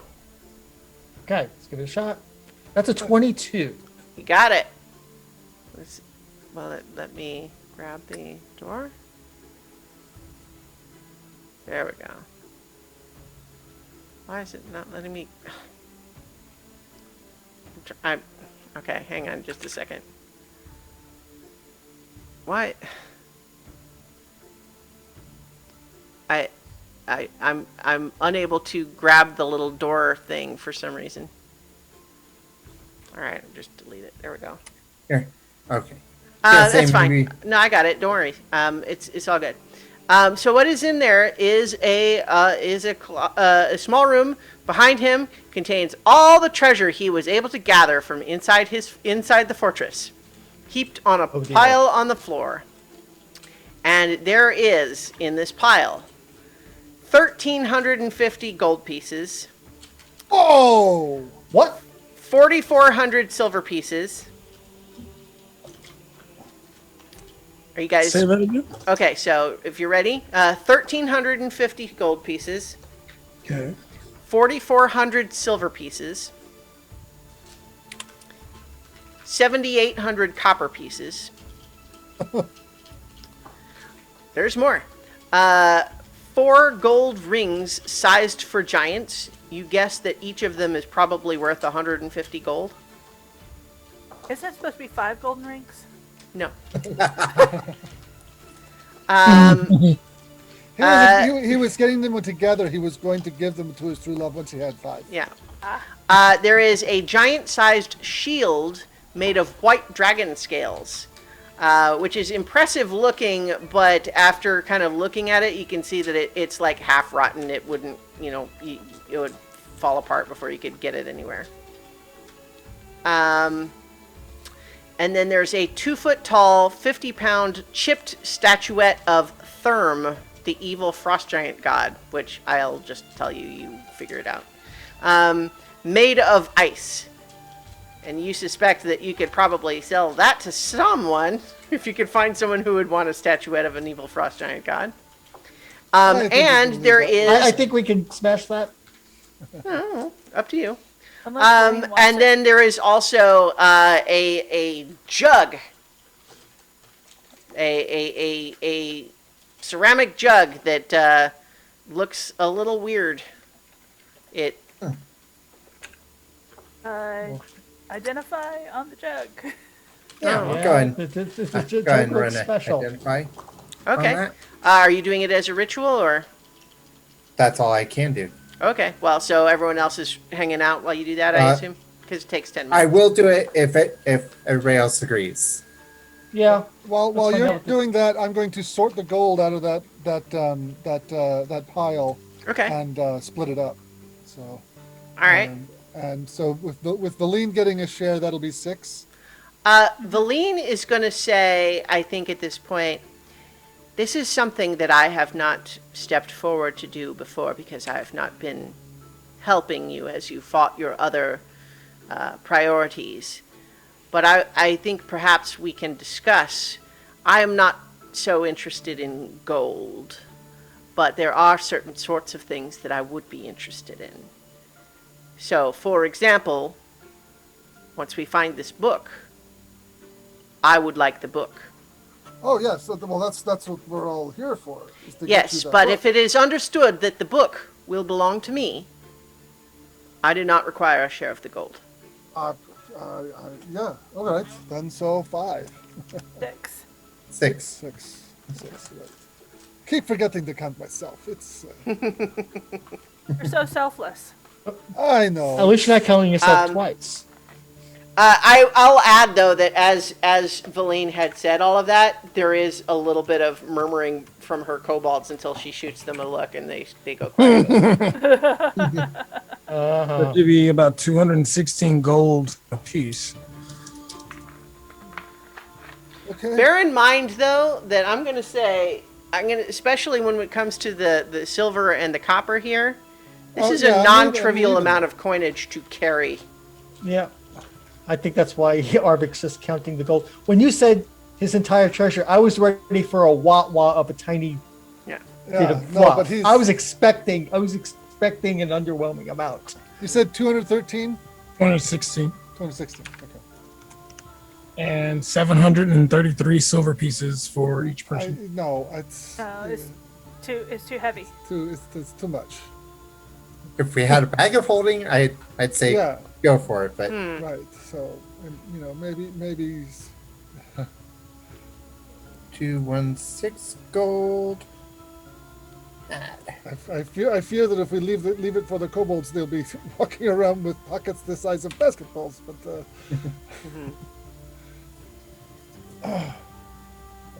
and we'll hold on to those rings and divide up their value later. So Alright. while that's happening, magic. Yes. So you have discovered that this is an alchemy jug. Nice. Which appears to be able to hold a gallon of liquid and weighs 12 pounds, whether full or empty. Sloshing sounds can be heard from within the jug, even when it's shaken. But basically, you name one of different types of liquids from this list, and you can just pour out a certain amount of it, depending on what the liquid is, but it just can do that every day. That looks tremendously useful. Oh, I yeah. just saw the 2 gallons of mayonnaise. Yeah. I'd rather have 2 gallons of mustard, honestly. There's a podcast, a comedy D&D podcast where there's where the party was given an alchemy jug, and mayonnaise had a big feature in that. Yeah. Yeah. I mean, we could always use it like a lubricant at the top of a slide and have everything slide down into spike growth. But other than that, You could also just make oil. Yes. Yeah. But there's 2 gallons of mayonnaise and only a quart of oil. So. Well, anyway,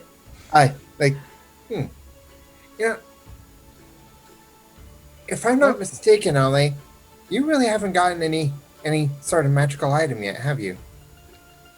I ate the heart. Yeah, well, that's not going to last. So. No, Here. it didn't. Have an alchemy jug. There's different. I mean, Okay, I'll add an alchemy jug to my. Thank you. Yeah, you can inventory. you can make 4 gallons of beer anytime you want. Once per day. And I believe at least one of the things is water, which is always good to have a source of. yeah.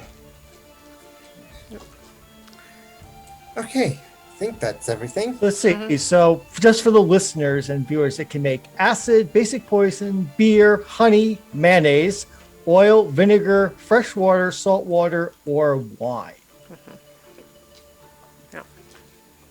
I can only produce one type of liquid a day. right. So, are you in fact smashing the statuette of Therm? I am, yes. All right. Evil god statue? Come on. I'm not going to let that stand. Sure. No, I don't blame you. I'm just confirming. I'm going to give you the opportunity to roleplay that your character would do that. All right. So let's see what else there is to find. Yeah. So you we're look looking ahead for and a you can book. see into a room, to the north. There's also an opening to the west there, and then another set of double doors on the east side there. Who am I helping open these doors? Me, I guess. Let's go do this. Wolf. Well, are you looking? I mean, are you doing the doors first, or are you looking through where there's openings, or what? Wolfert's gonna send Snowball in through the openings and. Okay, yeah. Let me put your little bat token on there if you want. Mainly, it's like I'm gonna take a if look at there's this anything courtyard. invisible, Hang on. you can see. Uh-huh. Blind sense. Bat. All right. So yes, as you look this room to the west, you see that there are the remains of what used to be a door there, but that one got shattered. And in the middle of this immense hall stands a 30-foot long, 10-foot wide, 10-foot high dining table, carved from ice and surrounded by a dozen blocks of ice that once served as chairs. Wooden braces against the west wall hold a pair of 14-foot long bugles made from hollowed out mammoth tusks. An ascending staircase of ice in the southwest corner has mist rolling down it. Huh. Oh, apparently, yeah. Looks like there's some stairs over there with some mist coming down. Well, we saw mist when we opened the door. I don't think that's. There's mist on, like, there's mist on the That's ground the source everywhere of you the go mist in that's here. all over the floor. Yeah. And as you look to the north, what you see, Iggy, there is, here, let me put them on the, reveal them on the token layer. But you see 6 slender gargoyle-like creatures made of ice, mephits, squat on ledges 20 feet above the ground. Hang on. There's other things on the GM layer that I can't just do all of them at once or else it messes it up. But yeah. So there's a you realized also, by the way, that Sopo didn't come in with you as you dropped him off at the front door, or as he dropped you off at the front door. He decided he wasn't going to come in. All right, so, but yes, what you see is 6 more mephits squatting on ledges 20 feet above the ground that protrude from the wall of this semicircular chamber. Near the back wall, the mist that blankets the floors flows down a staircase made of polished ice. Yay, that's gonna be fun to slide down. Have they made a move towards us yet? They are clearly watching you, but they have not made any move or addressed you in any way. They're just watching right now. Before we get into combat, I'm going to take a couple of rounds to convert 2nd level spell slots into sorcery points. Okay. Even want to deal with them right now, or should we take this opportunity? We don't know how fast she's going to get back. Do we want to take a quick gander upstairs? Yeah, I don't think finding the mephits is our goal. Yeah. Perhaps we can talk? I think we don't even need to talk. Just let them be, and if they come after us, we. They haven't come respond with after us force. yet, so I suspect Yeah. that I mean, upstairs is as you probably look in there and look at them, they make eye contact. It's obvious they know you're there. Yeah. Yeah. So let's go look upstairs while the lady of the house is out. Valine, can you sense or can Dr. Scant or Professor Scant, can you guys sense where the book is? She says, I don't have that magical sense. However, what I could do is I can cast I can cast a sort of arcane sensor that I could use to travel around and look to see what is in the various locations. Certainly, if we feel like we would like to scout out certain areas before we enter them, that could be useful. I could also do locate object.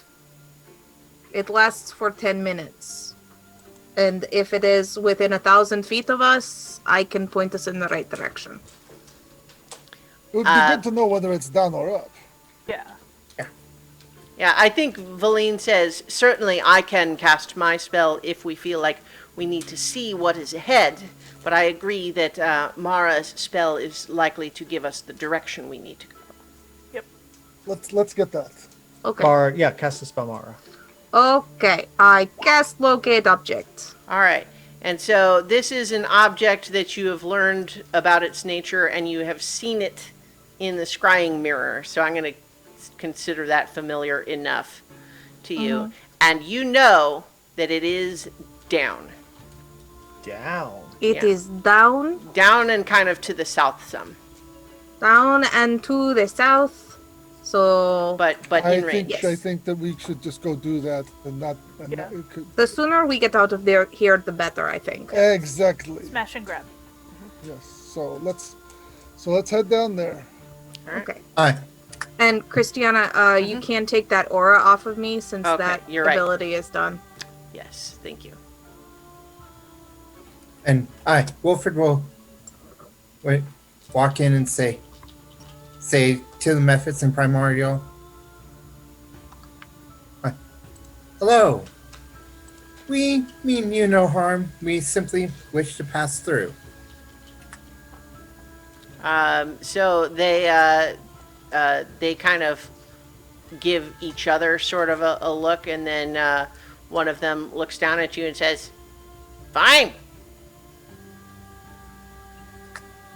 Go on, then." They say we can go through. So All right. I will lead the way, I guess. Is that a ramp or stairs or what? It's stairs. Okay. Yeah. So it Oh, was if it was a ramp. ramp, that would be No, fun. it's- We'd go sliding down. Whee! Wouldn't even need the mayonnaise. No, it's stairs. So you're leaving behind this doorway to the west and heading downstairs. No, that's fine. I'm just confirming. We can check it on the way out if we. If Hey, we look, feel I'm not telling you that that's wrong. I'm just making sure I understand what you want to do. Yep. All right. Okay, let's get all of you and move you to the right spot here as you come down the stairs. Get Valine and the kobolds and Rowan. Oh no, it's a dire walrus. Yeah. Oh, what? Well, yeah. So you guys can, I mean,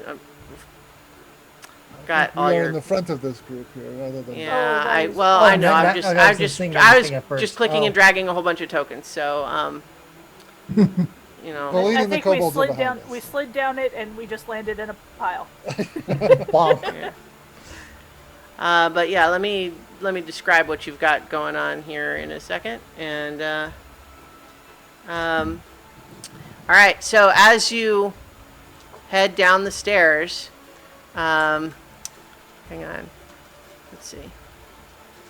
The stairs descend 90 feet, and they are slippery. So I do need to make. We have crampons, Well, yes. So but you even can. then, That's true. You do, but have you been wearing them? Those are not really We've been things walking that- on ice this entire time. Well, yeah, but it wasn't slippery before. I mean, Okay. it's fine. Okay, yeah. Never mind. You're wearing crampons. You don't have to make a check. It's fine. But as you descend the stairs, you go 90 feet down. And the staircase descends into a vaulted chamber. A 9-foot-high railing of sculpted ice hugs the staircase as it descends to the chamber floor, which, like the stairs, is smooth and gleaming.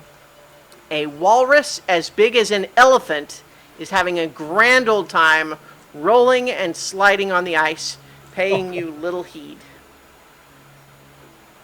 All right. I will lean over to Marcher or Arvik and say, I think we should just leave him alone. He seems like he's having a good time. Yeah. So the indication we had was to the south, so Yes. I'm thinking that passageway over there. And Well, as I get closer, I will know. All right. so we head over toward that southern passageway. So bear in mind, you mentioned the crampons, so you're fine, but this is definitely slippery enough that you would be making checks otherwise. But as you're starting to make your way across the walrus, as he sort of gets to one wall and he sort of pushes himself off to sort of skid across, and as he goes by, he just looks over at you and goes, "Hello." Hello. Yeah. Hello, Are you Walrus. having fun? What did, That I'm sorry, what did you was say? busy. Did you say something, Mara? I said, are you having fun? He said hello, so I Yeah. said hello back. And then Yeah. I said, are you having fun? Oh, yes. I love it here. Oh, that's good. We're just passing by. Well, You I have a mean, good day, okay? okay. Yeah. Yeah, so he's just sliding around. He does not seem interested in stopping you or anything. So my locate object is telling me to go this way, right? Yes. And so as you are, sorry, I'm kind of following everybody. And so, yes, your locate object tells you that it is, in fact, behind the door that you are seeing in this southmost passageway. But let me read to you what you see there. All right. This passage leads to an anvil-shaped room with a door set into the far wall. Flanking the door are bas-reliefs of two male frost giants that have been defaced, their features chipped away. Newer carvings above the door depict the glowering heads of an owl, a wolf, and a goat.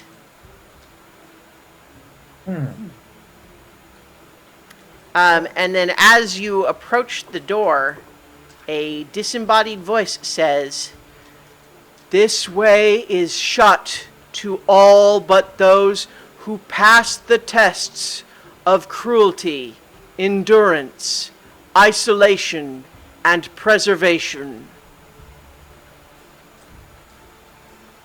All right.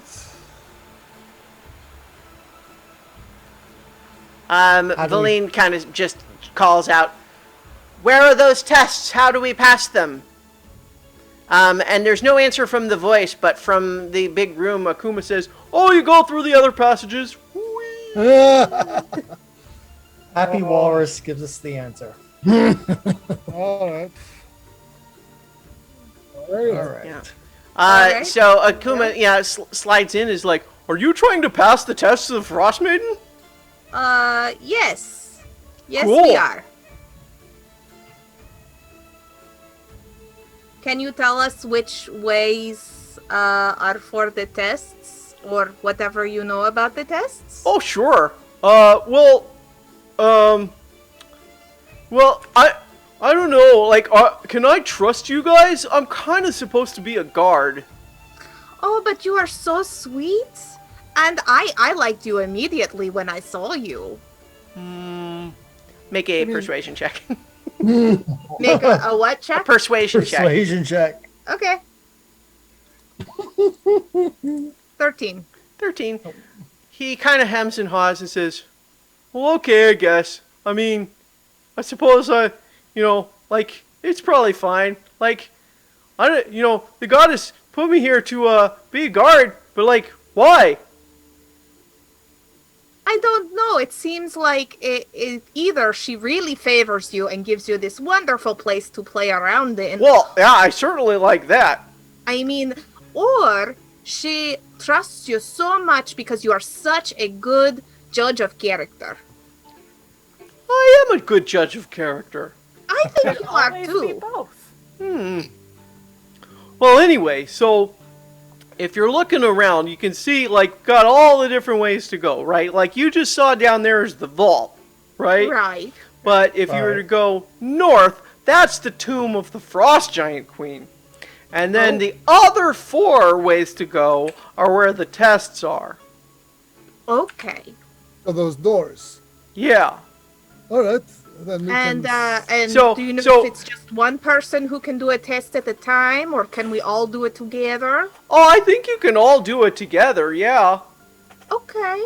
Now, I'll tell you, when mostly it's been druids who come by and they're serving the Frostmaiden and they're the ones to try to do the tests usually, I'll let you know, they sometimes stay in there a long time. Like, days? Yeah. Oh. Okay, then. Well, we should give it a shot. All right. Which one is which? Do you know? He kind of, he sort of looks at you, just stares for a minute, and then just kind of rolls over onto his back, just like a little kid who's like not very interested in this part of the conversation. I think they're labeled, I need think. to do all of them anyway, so it doesn't matter. Okay. Let's Well, just- I'm sorry, friend. What was your name? Oh, I'm Akuma. Oh, Kuma. That's such a wonderful Ukuma. name. Ukuma. Ukuma. Yeah. Ukuma. Thank you. I want to say your name correctly. I am Mara, and it is really nice to meet you. Nice to meet you too. Okay, friends, shall we go to this one since it is right here? You guys should take those spikes off your shoes. It's way more fun to slide around. We are not Some as of us are graceful as you clumsy. are on the ice, though. We Yeah. would fall. I would fall and smash my face in a million pieces. Sure. Yeah, in any case, as you guys are looking around, you see that the walls of this oddly shaped room are etched with elaborate panoramas of winter scenes. And set into the... so you guys are looking around, and there are these 4 doors. So you don't see any specific marking or any difference between the doors that are facing in the chamber in here. So you know that the north was the tomb of the Frost Giant Queen, but so you guys would just need to push through that door, presumably? Yep. And you know what? I'm going to stop making you roll athletics because you're just going to keep pushing it until you get it, so it's like, fine. The All only thing right. that really matters is if there's a time limit. Yeah. Yeah, exactly. And there's not at the moment. So as you push through into that door, you see that there's more panoramas of the winter scenes. And then set into the back wall is a door inscribed with a large snowflake. And carved into the lintel above that door in the far side there is the word isolation. All right. I think Valine has the kobold staying behind, but hang on, where's my Valine token?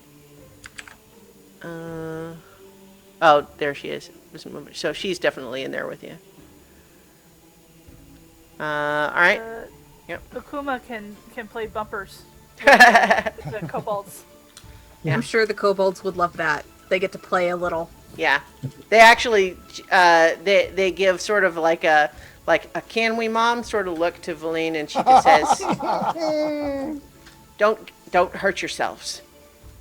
Play nice. All right, so yes, the door says isolation, the one that you're at right now. I suppose I'm going to open this door. Somebody has to. I will try to help. Okay. So, as you are pushing open that door, your surroundings vanish in a flurry of snow and ice. When your vision clears, you find everybody? Yes, Okay. everybody who's in the room. When your vision clears, let's see. I am putting you on another map. There we go.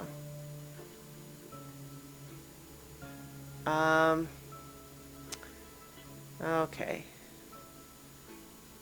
So this map has a lot of stuff on the GM layer, so apologies if that makes it like, well, you guys don't see it anyway, so yeah, and I'm just gonna make this map light instead of dealing with the dynamic lighting on this one. All right, so when your vision clears, you find yourself standing at the edge of a camp under a clear sky. All the warriors in camp appear to be sharpening their weapons. And you appear to be outside a camp of ragged nomads. Those of you probably, I think, just Rowan and Arvik would be able to have any idea of knowing which tribe of the ragged nomads it is, because there's 4 different tribes that are actually fairly different from one another. Does Are he? we supposed That would to be on probably this a... map? I'm sorry, Are what? we supposed to be on this map? Yes, give me a second. Sorry. Yes, thank you. I mean, no, I don't mean to be annoyed. You're telling me important things. But yes, here you are. You see Okay, her thank you. now? Yeah? Yeah? Yep. All right. So, so those of you who would potentially have any reason to know anything about the ragged nomads can make a history check. 11. 9. A 9. I think with an 11, you think you don't know any details about the like what their deal is, but you think that this is the Tiger Tribe. You don't know, like, more higher would have maybe let you know who the chief was and stuff like that, but all you know about the Tiger Tribe. Let's see. Hang on. There's a couple of things. I'm sorry. There's a... Yeah, so these are complicated, so I need to read it for a second. Okay, all right. So you don't really remember anything about the nature of this tribe. But one thing you all kind of recognize about yourselves as you discover that you're now in this very different place is that all of you seem to have a tiny glowing snowflake floating a few inches above your head. I never thought I was a special snowflake. We're all So, special snowflakes. so let me see if I can figure out on the GM layer which of these bits, because it has basically the stuff for like all of the different. Let's see. All right. Yeah. So here we go. These are the ones that are.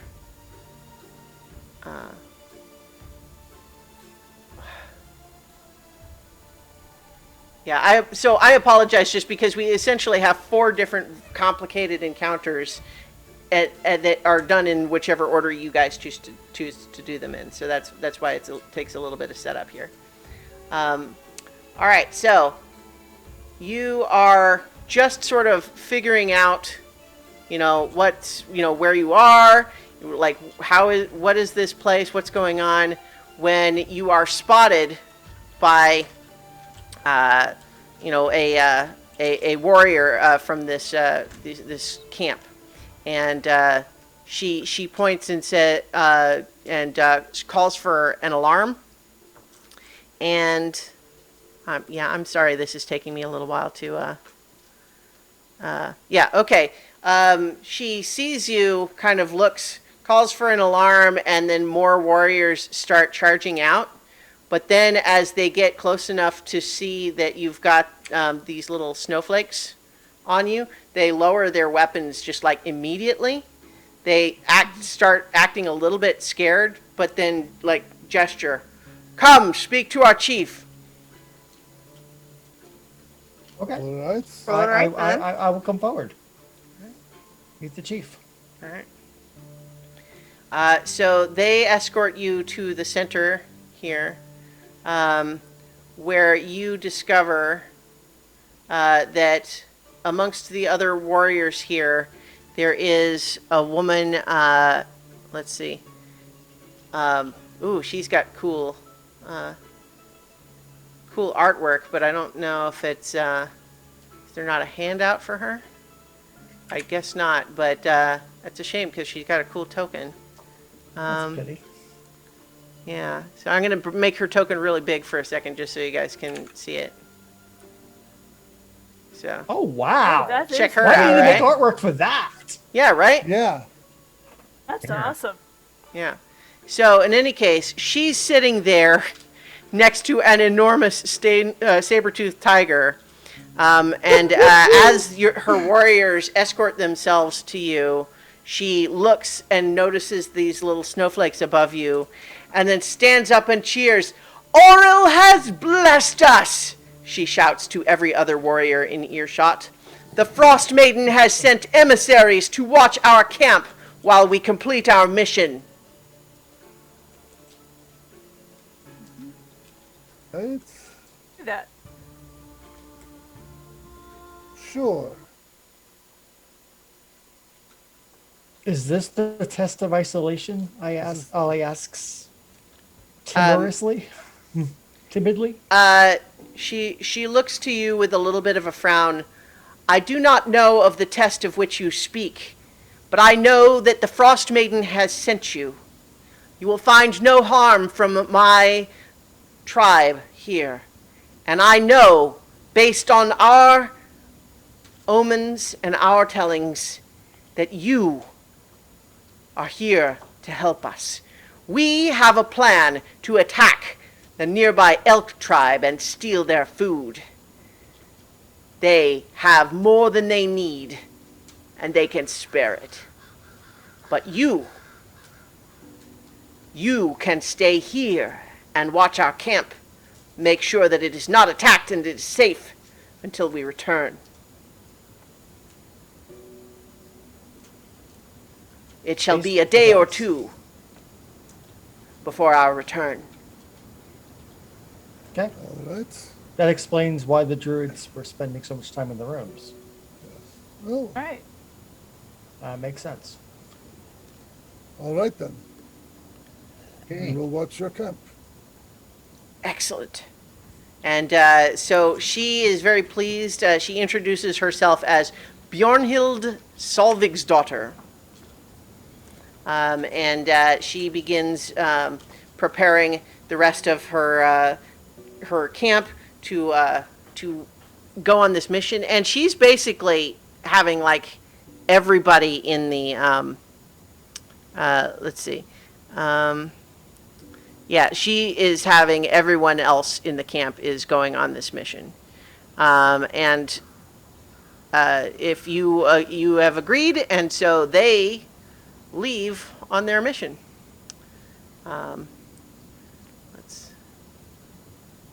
And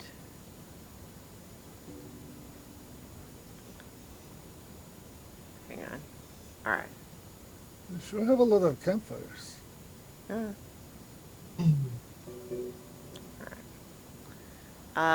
And so as as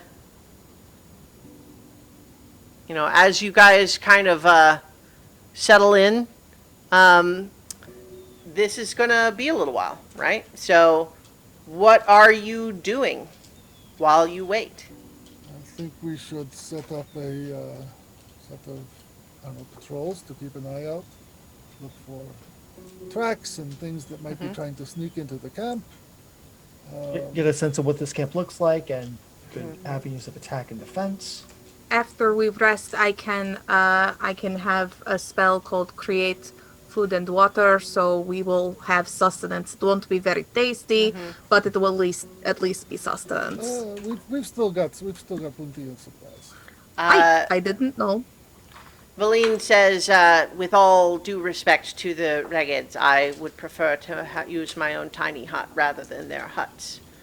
Oh yes. Yes. I think that I'll have a snowball on basically on a patrol pattern.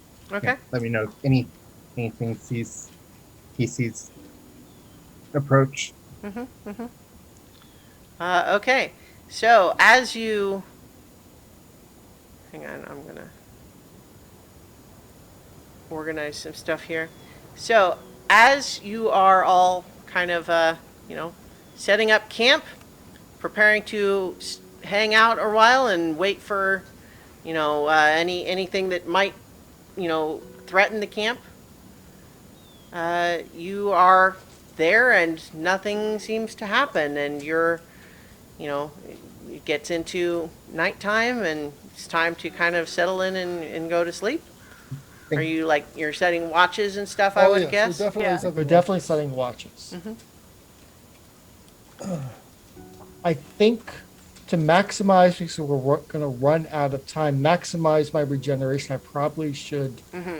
Take the first Yeah, one. I think Take the first one. unfortunately, you kind of Well, Yeah. it has I'm worked running out out. in such a way that it's gonna. Yeah. you should. I was you just trying to should- maximize.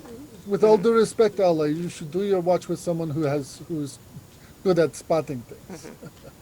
Well, so what I'm going to say though is, you set your watches, nothing happens. You are just waiting for something to happen, and I need as the first 24 hours comes and goes, I need everyone to make survival checks. Survival checks. All right. Gonna be fun. Oh no. Nice. 19. I got a 3. Okay.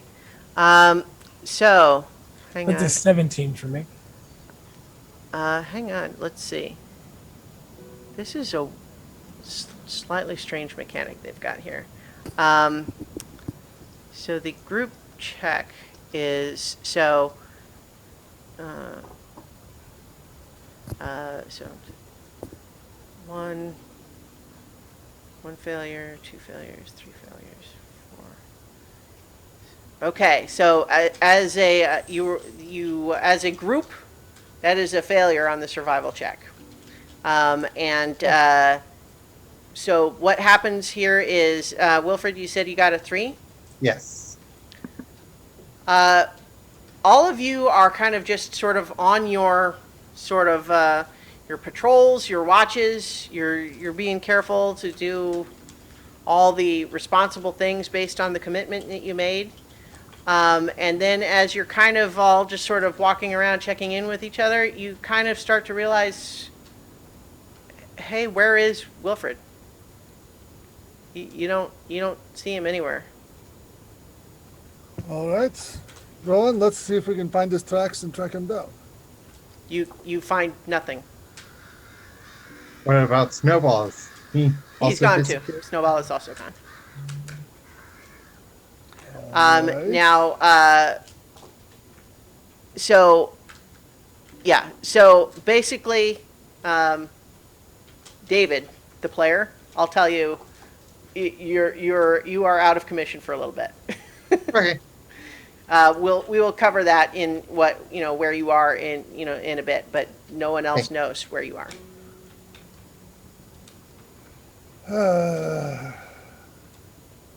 And we've searched as Yeah, As well you as we searched can the and we- entirety of the camp where he was supposed to be doing his patrols. You don't see any indication that there was anyone that came or any sort of struggle. He's just gone. This was a test of isolation, Arvik. I think there's a magic here that's going to be separating all of us from each other. In fact, you're starting to realize, as you were starting to say, okay, well, where, who saw him last? Where was his patrol? You're all realizing, your memories of that are a little fuzzy, actually. yes, powerful magic indeed. I think we should just continue with the trial. What are we going to do? We've already looked. We've already tried to find him. I don't think We we need have to a stay here. I don't think there's any other choice we have. Who are we looking for? We're looking for Wilfred. Wilfred. So do you do anything any differently for this next 24-hour period? I think we want to stay together now. Okay. You stop. Whoa, we lost someone on the Zoom call. Oh, we lost Paul. Okay. Well, hopefully he'll be back shortly. Yep, here he comes. Oh, yep. Sure enough, back. All right. Um, just And need to once move again. everyone's name tags again. I was just trying to message you guys that my internet went kaplooey. Oh well. Welcome Apologies back. for that. Suddenly you all froze, and then I saw it's me, not you, it's me. Mm-hmm. Sorry about that. No worries. No worries. So, you are staying together this time instead of going out on separate patrols. Yes. Yeah. Yes. It's clear that we're not going to get attacked by anything. I think, but so I think it's best if we stay together. All right.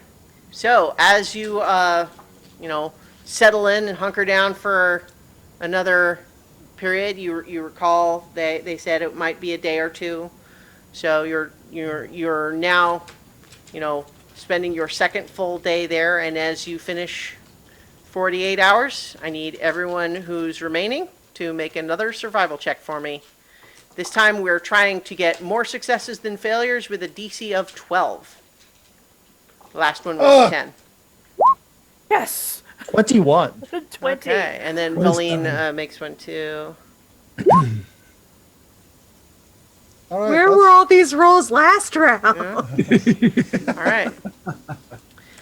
So that is certainly a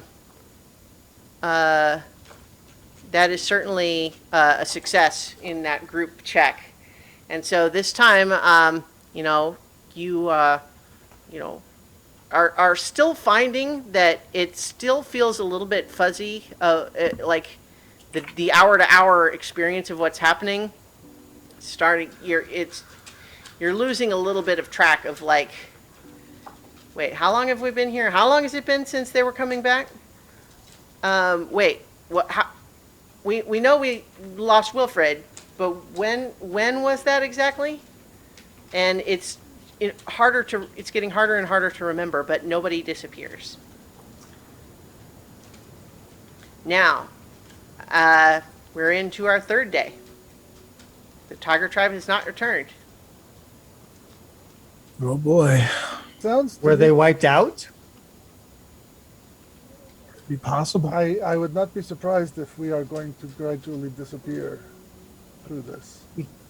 I don't even know how we could leave even if we wanted to. Yeah. I have So, no idea where we are. Uh, And of course, there's the problem of Wilfred. we can only trust that this trial was created for the druids who serve her.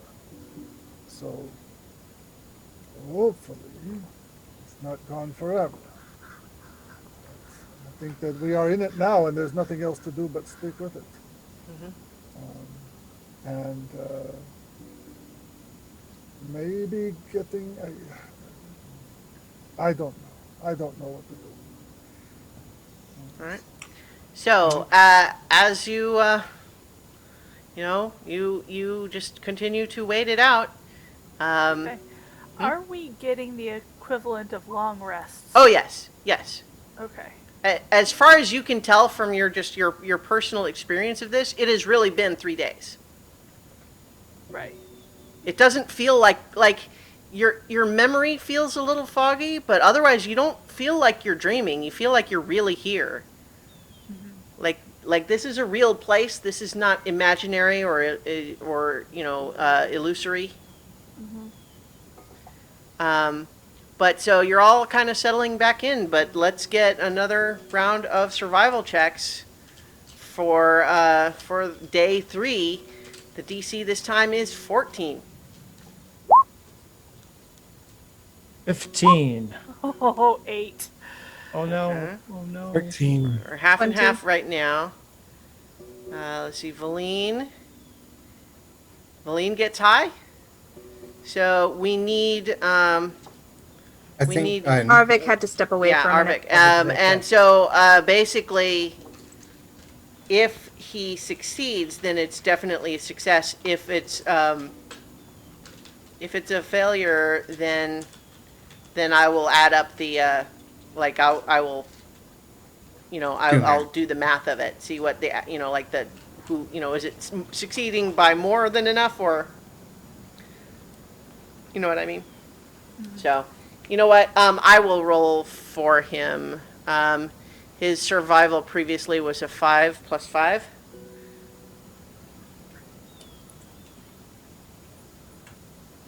All right, so that's a failure. That's an 8. So let's see. The failures were by 4, by 6, and by 6. The successes were by 1, by 6, and by 7. So that's 14 versus 16. Okay, so I think in this tie, I'm ruling that's a failure. And I need a roll off between Iggy and, you know what? Arvik is just gone. Then, you guys lost track of him somewhere. So, I'm sorry, you were AFK and disappeared, Arvik. He can't hear us yet. Oh, yeah. Well, Now, see if this is happening while the internet was gone. You could have just wiped me out. well, so, yes, as you start into day 4 of this experience, apologies, Arvik, you disappeared while you were AFK. So, you guys realize, looking around, your party is one fewer now as you're entering day 4. Still no sign of the tiger tribe. This is definitely magic of the Frostmaiden. Though how she can take and or we can lose a giant.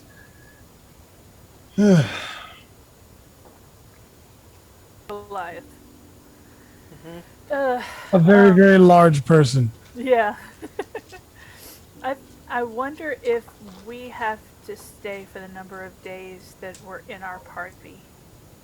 So this is day 4, I think. You're beginning day 4. Yeah. But there was one day that nobody disappeared. Yeah. I wonder if part of the challenge is for us to truly be isolated from each other. Well, just splitting the party, as it were. We all I don't lined up. like it, but I feel like the longer that we are together, the more we prolong this challenge. You think we should force the confrontation? I don't think that's it. Oh, just realized, Rowan, your token was way up there. That's all right. This is a test of isolation. Then I think no matter what we do, either someone's going to leave or we all just have to sit out here waiting for the tribe to come back in virtual isolation.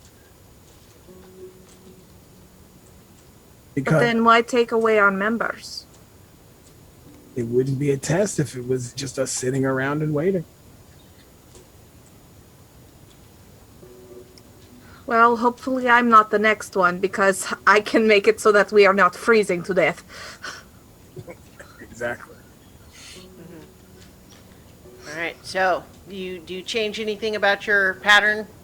I mean, you already tried staying together, and then somehow there was just a moment where you realize, wait, what wasn't Marcher here, or wasn't Arvik here? Now he's not. When did he get up and go away? You can't remember that happening, but he's just not here now. You didn't see him vanish. You just suddenly realize he's not there.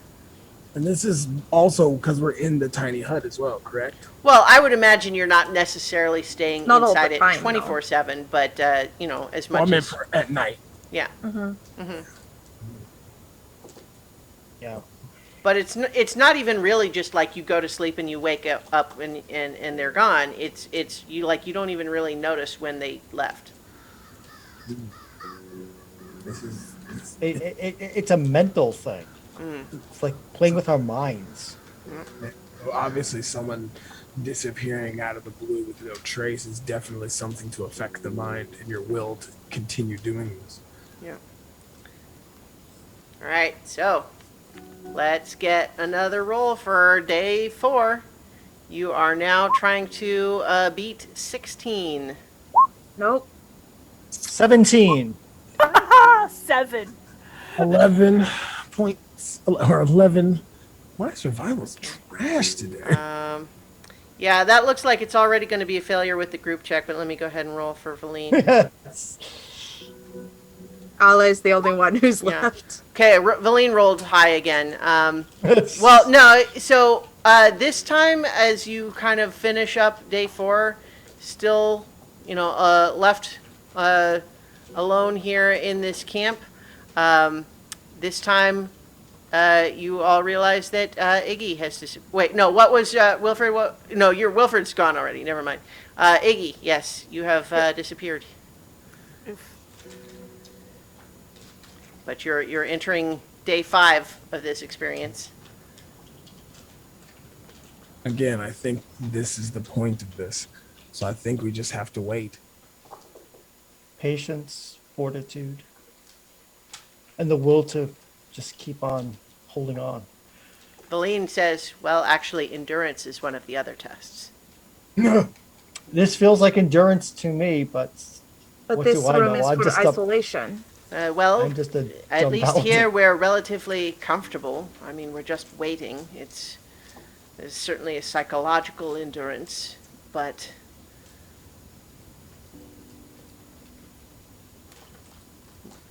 I am worried for them. Like, where are they? Are they Are they safe? together?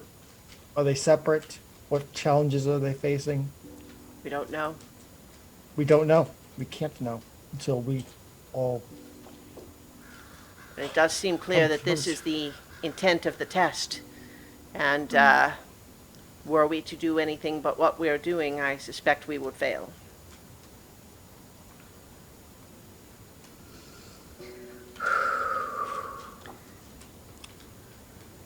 How about some more?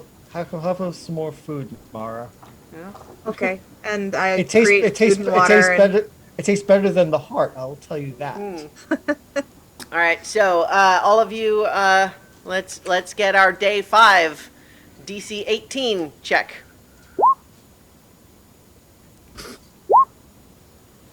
Twenty-three. Dirty 20. Valine rolled low that time, but okay, so that's 2 successes and 2 failures. And No, by the rules that I that's right. did earlier, we have 2 successes that are each by 5. And It's a success for me too because it doesn't take into account that my proficiency's doubled because we're spending hours in the Arctic. oh, yeah, okay, yeah. So it would be then. So that's a group success then. So nobody disappears this time.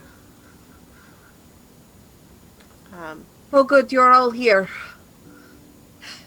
Well, that is a good thing. I wondered this morning if it would be me that would be gone or if it would be one of you. And Valine says, I wonder how it's deciding who disappears. I don't remember the ones who disappeared doing anything wrong. Especially not the last couple of days. It's not like we wandered from the camp. They wandered from the camp or did anything. They just they just gone and we don't know weren't there. why. All right, so as you are just continuing to wait it out, we got one more. You have no way of knowing it's one more except that I just said that, but actually, you know what? It could have just been implied that, oh, we're doing it one more now, and it didn't have to be the last one until I made it a thing. All right. But yes, we're going for DC 20 now, though. Whoop, that's a fail for Valine for sure. Oh no. We No. all fail. Yeah. 13, yeah. Okay. You realize as you're all sort of waking up the next morning, I think what you realize is that the hut disappears. And you look around and no. Valine is gone.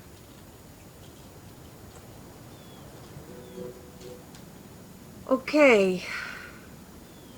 Well, Do we move into one of the huts of the? So here's a nomads at this question. point? Are you guys still patrolling at all? Are you looking around for anything? Or are you just like, let's all sit in a circle and not break eye contact with each other? What are you doing? well, I think as we do that, we all walk together. Okay. Yes, we stay together. We walk around, All right. but yeah, we don't leave each other's presence except maybe for relieving. Ourselves. Mara will be much closer to both of you as much as possible. I've spent too much time alone. I don't want to be alone anymore. Do we want to move into one of the nomad huts for tonight? I mean, we can, but I can also still You can still okay, the hut. Okay, make my hut. okay. So, So did the kobold? as you are patrolling that morning, you hear something outside. Oh, that's interesting. And you go and you look, and you see the Tiger Tribe dog sleds returning. And what's more, with them is Wilfred and Arvik and Valine and Iggy. And so they come back, and those that they have with them seem a little bit disoriented, and we'll cover what they experienced in a moment. But so the Tiger Tribe has returned.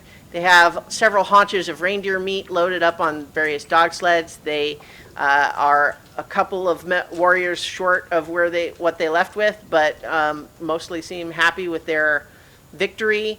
And they look to you, and they thank you for watching their camp. They're sorry it was longer than promised.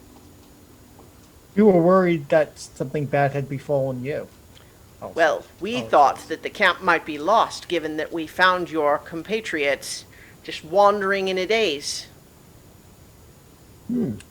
part of this test that I told you about, I think. So, yeah, all of your friends that have returned still seem a little bit out of it, but as the chief looks at you and says, "You have accomplished what I have asked of you. I thank you, as I thank the Frostmaiden." And then you all find yourself suddenly flurry, disappearing, and returning back to the fortress. Those of you who disappeared and got returned, I please need you to make a wisdom saving throw. If I could get Valine's. You are muted, Nobilis. We did not hear anything. The extra D4 on all my saves got expired. Damn it. Yeah. 7. I failed. 19. I got a 14. Hang on, I'm trying to. Let's see. Hang on, just one moment. I'm sorry. Okay.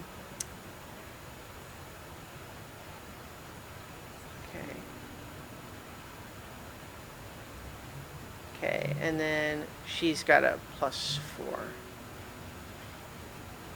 Okay.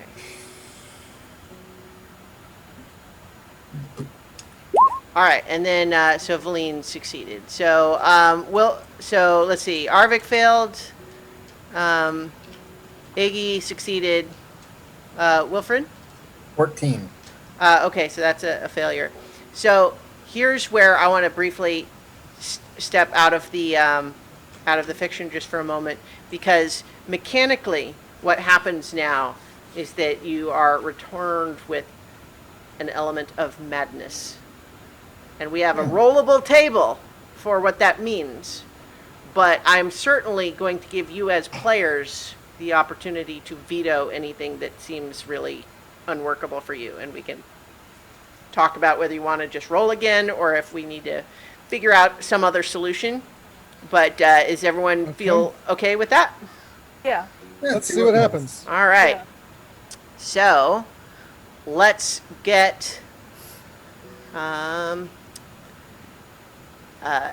we could have done this in secret, but I think it's more fun to just have it out in the open.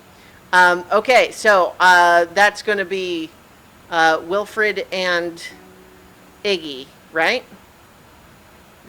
That's who it was that failed? No, Iggy succeeded, excuse me. Wilfred and Arvik. Arvik, yeah. Yes, my apologies. Okay, so I would like each of you to roll a percentile dice, please. Okay. So for Wilfred, okay. For Wilfred, you have a new flaw that says, being drunk keeps me sane. How do you feel about that? And the alchemy jug has beer. Yeah. And you just gave it to Ale, making a whole big thing about it, too. But, you know, hey, wouldn't it be nice if you could just get some wine or a beer from him? But up to you. But like, is that one okay with you, or we can re-roll, or like I don't want to force these on someone if they're uncomfortable with them. Oh, that one just doesn't sound interesting. Okay, so go ahead and roll again. And in the meantime, Arvik, your 16 gives you, I keep whatever I find.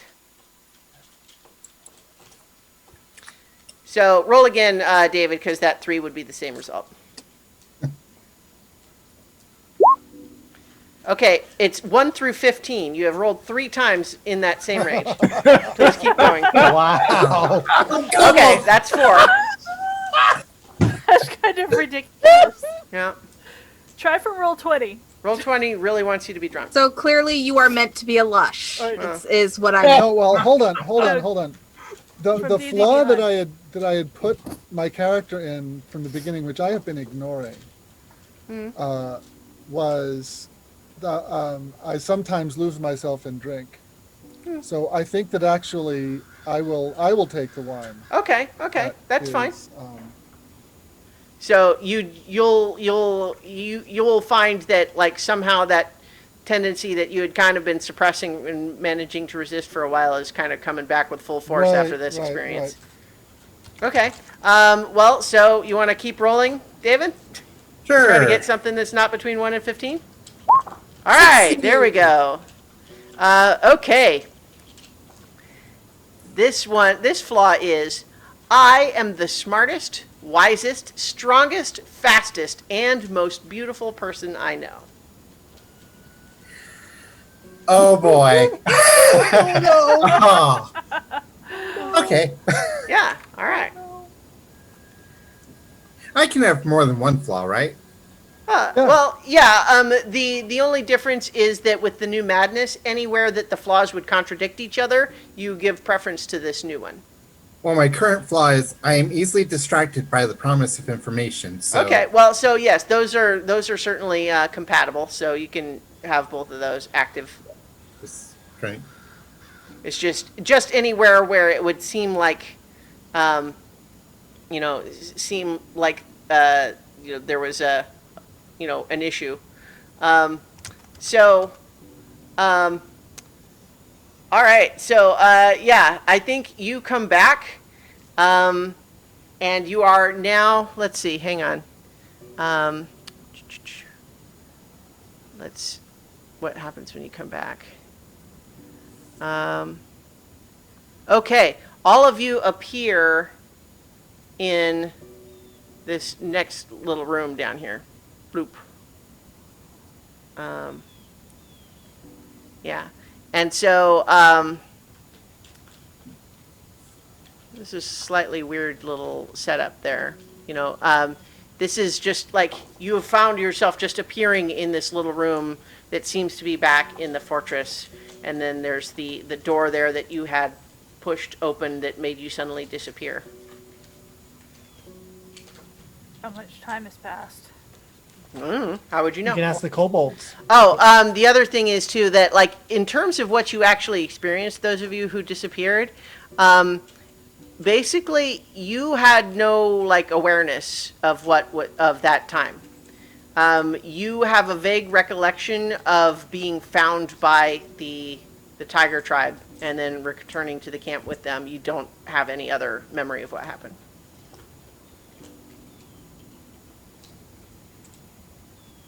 So you can push through that door. Yeah, You do seem to be back Are, in that wing are of you the... all right? I could really use a drink. Was it that harrowing?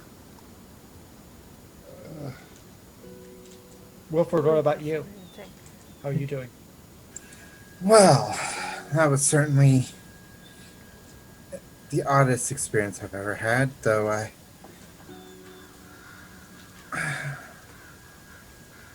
I think I can keep that from happening again. Valine, how about you? How are you doing? She looks like she had been about to make a sarcastic crack about, I'm fine too, thank you for asking. But then when you actually ask, she's like, I'm fine too, thank you for asking. And Iggy? I'm just glad now it's over. Yeah. So as you all kind of push through out into the opening, you discover that, like, off in one little corner of this big room, you see that the kobolds have apparently made like a whole little camp in here. Wow. And they've got like a little cook fire set up and like blankets and stuff laid out from all their packs.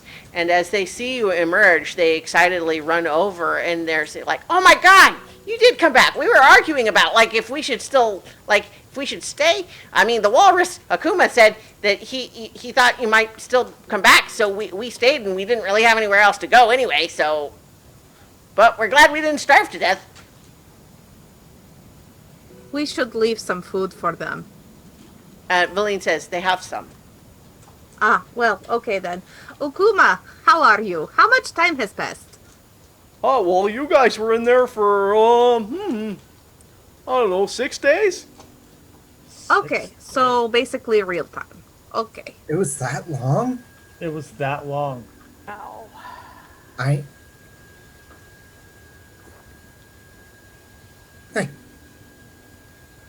You were the first to disappear. All right.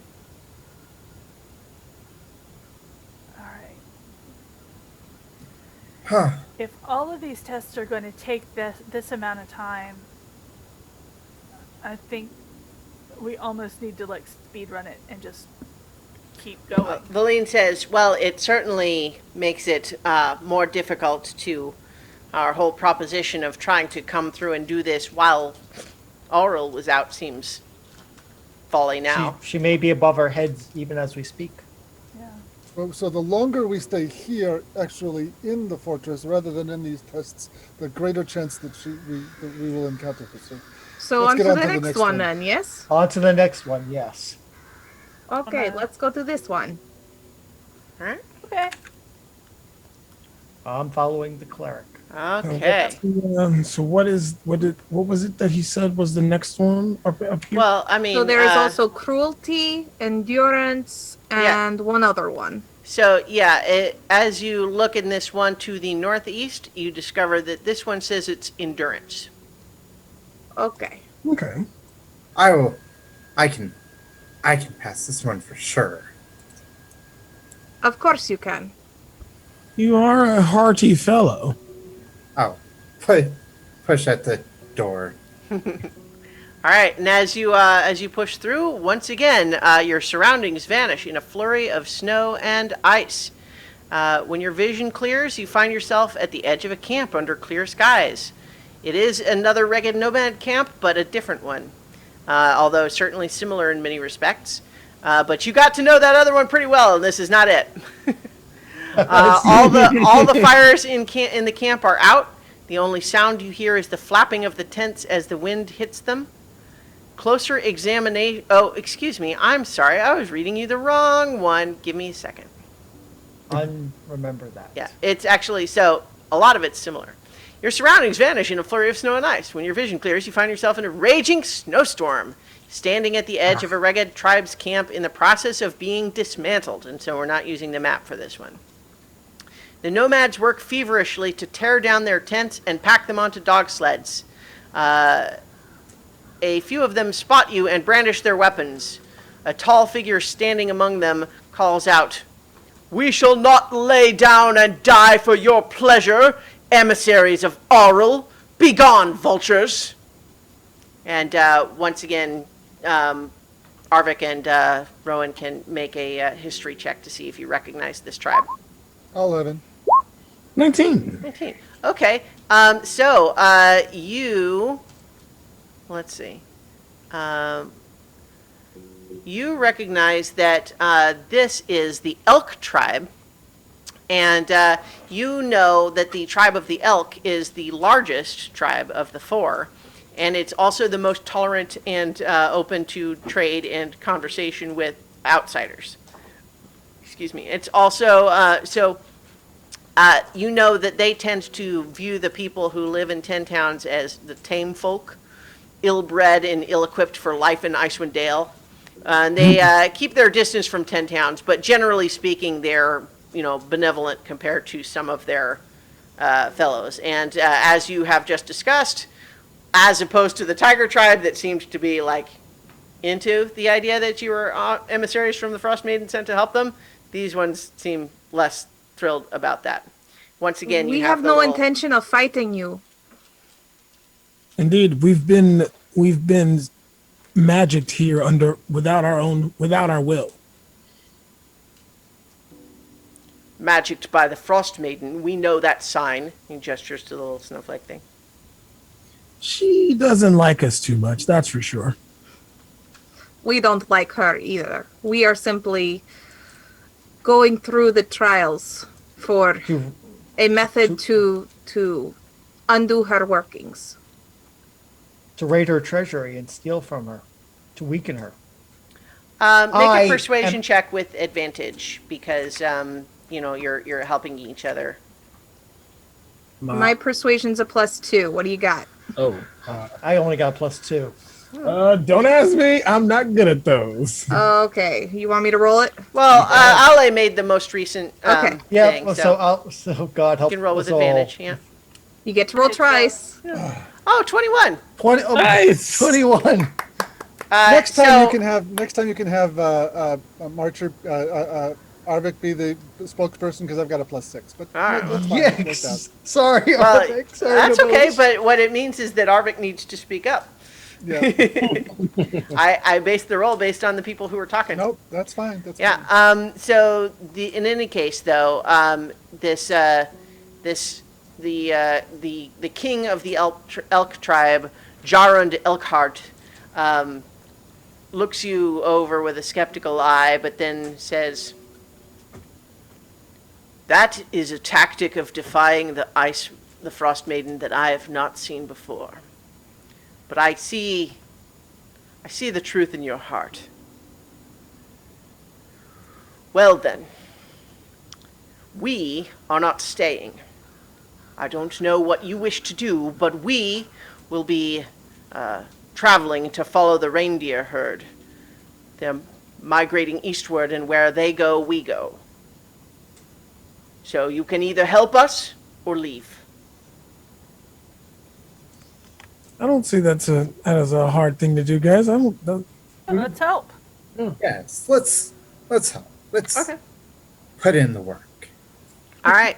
So, basically, what you guys can all do, there's no roles involved here in terms of helping them to, pack up the camp and all that. But basically, you are signing up here to travel with them on a grueling march across the tundra with the wind against you the whole time. Yeah. Bring it. So, we're in forced march territory, is basically the thing. Okay. So, Well, at least this is prepping us for actually going out onto the glacier in real life. well, yeah. Well, and then for that matter too, you are all essentially coming into this fresh, right? Yeah. You know. Yeah. So you first. This is a 14-hour march.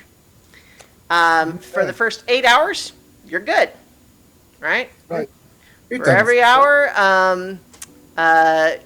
hour, after that, we're doing Constitution saving throws. Okay. Okay, so. Everyone stick close to me. You get your +1. Yeah. All right. So you are making this harsh journey. You've been going. It's pretty miserable and cold and windy, and you're carrying stuff because you're helping. But let's get Constitution saving throws. We're looking for DC 11 for hour 9. 21. Need to make for Well, 13. 11 on the dot. Valine 24. has a. Valine I don't actually has see a better- mine, so I'm gonna try rolling it again. That was weird. That's 10. Okay. Oh, don't forget your +1 from Allah. Yeah, that's with the +1. Oh, Okay. crap. And then, Valine with the +1 would have a 15. So everybody who beat 11 is good. So it looks like just Rowan missed that one with to get 1 level of exhaustion.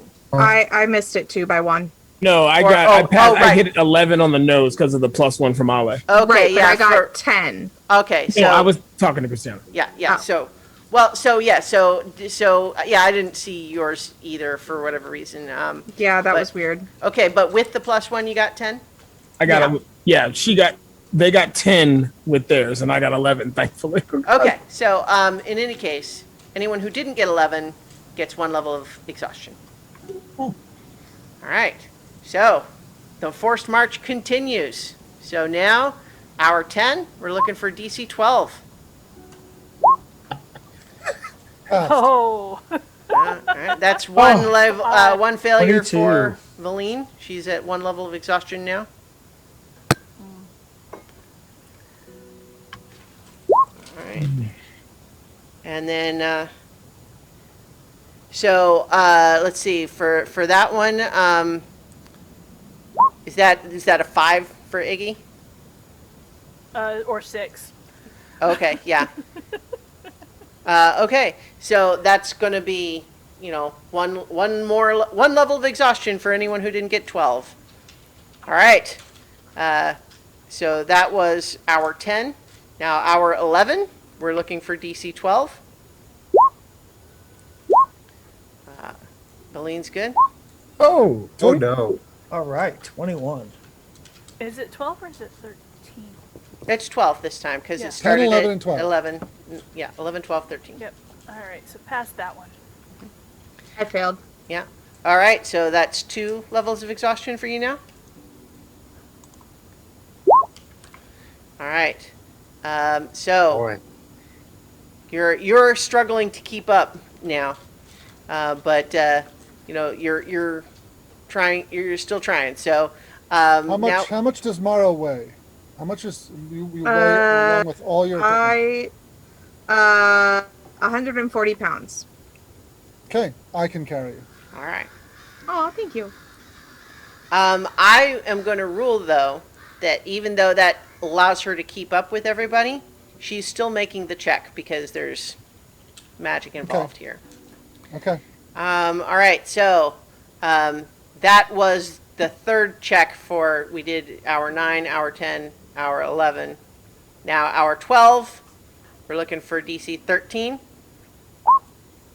Oh, Ooh, natural one. That's 2 Oh for no, I Valine. failed. 15. Yes. Oh, that's a 10. I'm the only one that succeeded because Arthur was carrying me. No, I got a 15, so I'm okay. Nope. I got a 6. Got a level of exhaustion. Okay. Valine has 2, and so she's going to need a little bit of help now. Wilfred will help carry her because he's going strong. All right. He is not bad, so. Oh Okay. no. So did you rolled, but you succeeded that one, right, Mara? Yeah? Yes. All right. Okay. Got 2 more hours to go, so we got another one, and this time we're looking for DC 14. Okay. 22. Nice. Failed again. Oh 3 no. levels of exhaustion Oh, for no. Valine. Ollie, 15 oh with no, the Ollie's, paladin. the paladin is in trouble. And then I believe that 3 levels of exhaustion gives disadvantage on saving throws. Am I right? Yeah, Oh, so no. I have 3 levels of exhaustion now. So does Valine. I'll help, since I only have 1 right now, I'll help carry some other people's stuff. so they're not as weighed down. Got 1 hour to go. But if you have 3 levels of exhaustion, you do need to make this check with disadvantage. And we're looking for DC 15. All right, well, Valine made would it! have succeeded in first roll, but not with disadvantage. Oh, All right, so Wowie. did anyone? So Valine ended up with 4 levels of exhaustion. What about you, Mara? Did anyone else get to 4 levels? I don't think so. What kills me is that my second roll was a nat 20. Yeah. Oh man. So All right. I am at 4. Okay. Let's see. Okay. Let's see. Hang on. Oh, let's see.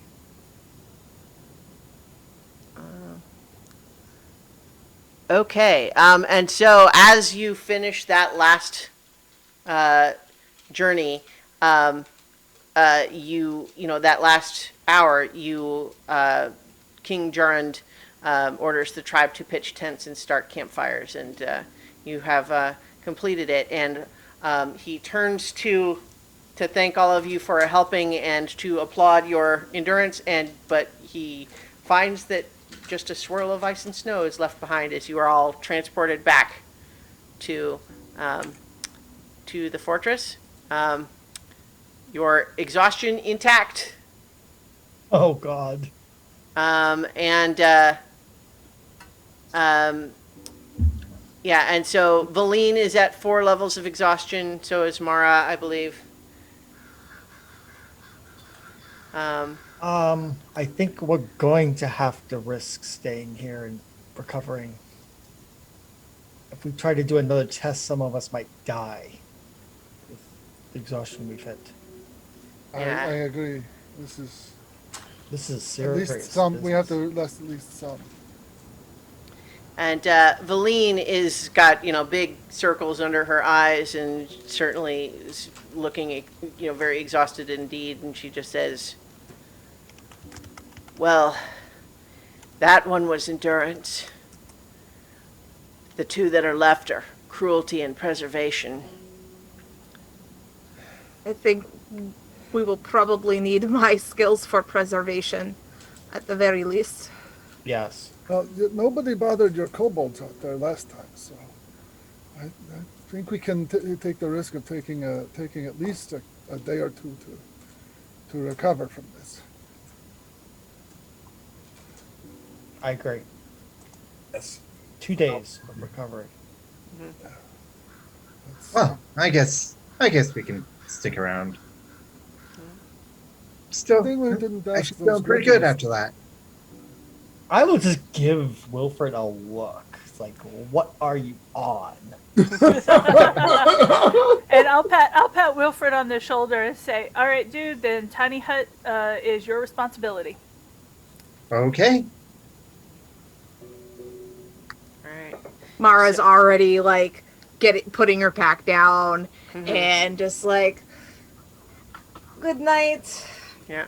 So you guys make your way back out into the central area there. Yeah. Yeah. I just know how the kobold to Yeah. do. So you were gone just around 14 hours this time. So the kobolds come over. They're glad it wasn't as long this time. Akuma sort of slides by some of you and just says, "You guys look tired." Yeah. We are That was a very tough tired, test. Akuma. Oh, set up the tiny hut here. Actually, could we set it up like in this room over here, just so that it's kind of sheltered? Is there out of the anything way. in here and it's kind of out of the way? Okay. And if something comes at us, we have a choke point.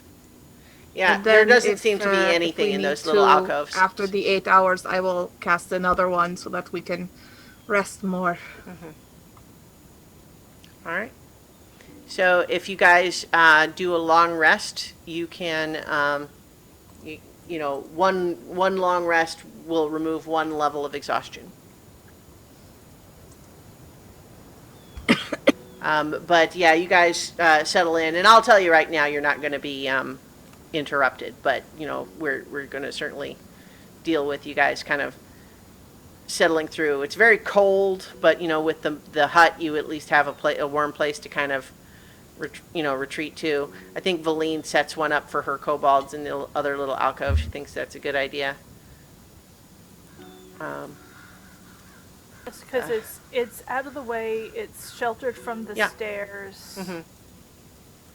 Yeah, and it's close enough you can sort of call to each other across the little area there. Yeah, and we're not in the way of Ukuma's fun, and he can just kind of ping pong ball himself all over the place without worrying. Yeah, so I think at some point he does sort of slide on by and just say, you guys aren't really like the others that usually come through here. How were really? we different? Well, most of them are druids, kind of, I don't want to say mean, because that's kind of judgmental. But I'd say they're not very friendly. Most of them don't like me very much. Aww. They think Well, I'm seems lazy. strange. I Well, was like, the what am I druids would supposed like to do? intelligent animals. Well, I don't think it's that. I think they just think that I don't take my job seriously. I think you're doing a fine job. Thank you. Yeah. Well, I wonder though, like, all of them seem like they come here because they're serving the Frostmaiden, but that doesn't seem like your vibe. We all serve in different ways. We do what we must in our own ways. Okay. Shut up, Alex. Shut up, Alex. Shut up, Alex. Alright. We are. I think one, I think that- just in another sort of just little exchange that would happen, like as you guys are resting up some, I think at some point Valine would come over and say, I've had a thought about our situation here. As mentioned before, we are in the fortress that Aurel makes her physical presence. She has to know we're here. And currently, we are volunteering to undertake the trials with which she tasks her believers. It may be that as long as that is what we are doing, she will not interfere with us, because to her perspective, we are doing what she asks. If we pass our trials, if we pass her trials, then we are worthy. That was my thought. Well, perhaps you might be too scared of us, given how we've shrugged off everything that she's thrown at us so far.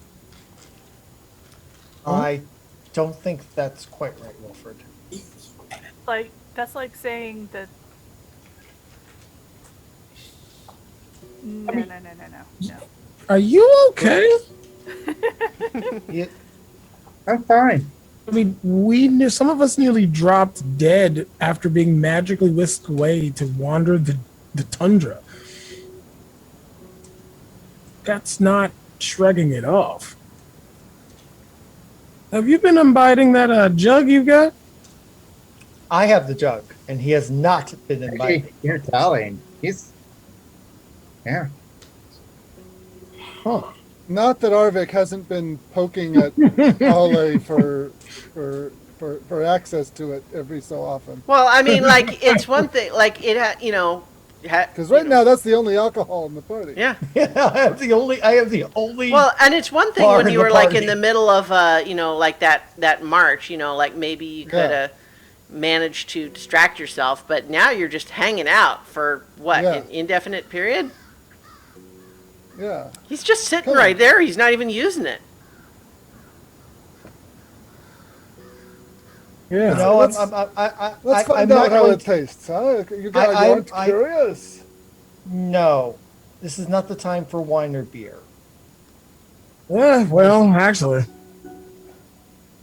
you've been through a bit. Although, We can celebrate once. We can celebrate when we're finished with this. All right. That's I agreed. When we get back to civilization, we'll have a big party. Dancing round the fire. This is what you get when you give the alchemy drugs to the paladin. So, I'm gonna have oh, okay. Snowball kind of land on Ukuma's back and just like look through his eyes as Ukuma's sliding around. All right. Yep. This is fun. Hi, vet friend.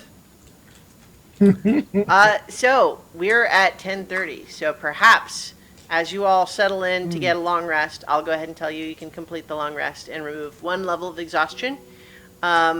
We will stop here for this week, and next week 2 more tests remain: the test of preservation and the test of cruelty. Oh boy. So, The worst is yet to come, to quote Batman. well, yeah, depends on. Yeah, Mara is super worried about the cruelty one. Oh yeah. It is a little bit. One of these things is not like the others. It's a little on the nose. Yeah, especially for Mara. Yep, we shall see next week. Well, I think it's funny that I got that new flaw, and then I did endurance where I did not fail once. Because you're awesome. Yeah. How could you have ever doubted it? Yeah. Yeah. It's like All right. Sometimes So the secret to success is assuming you'll succeed. confidence. All right. So we'll leave it there for this time. So thank you, everybody, and we'll be back next week for more adventure on so many levels. Rime of the Frostmaiden.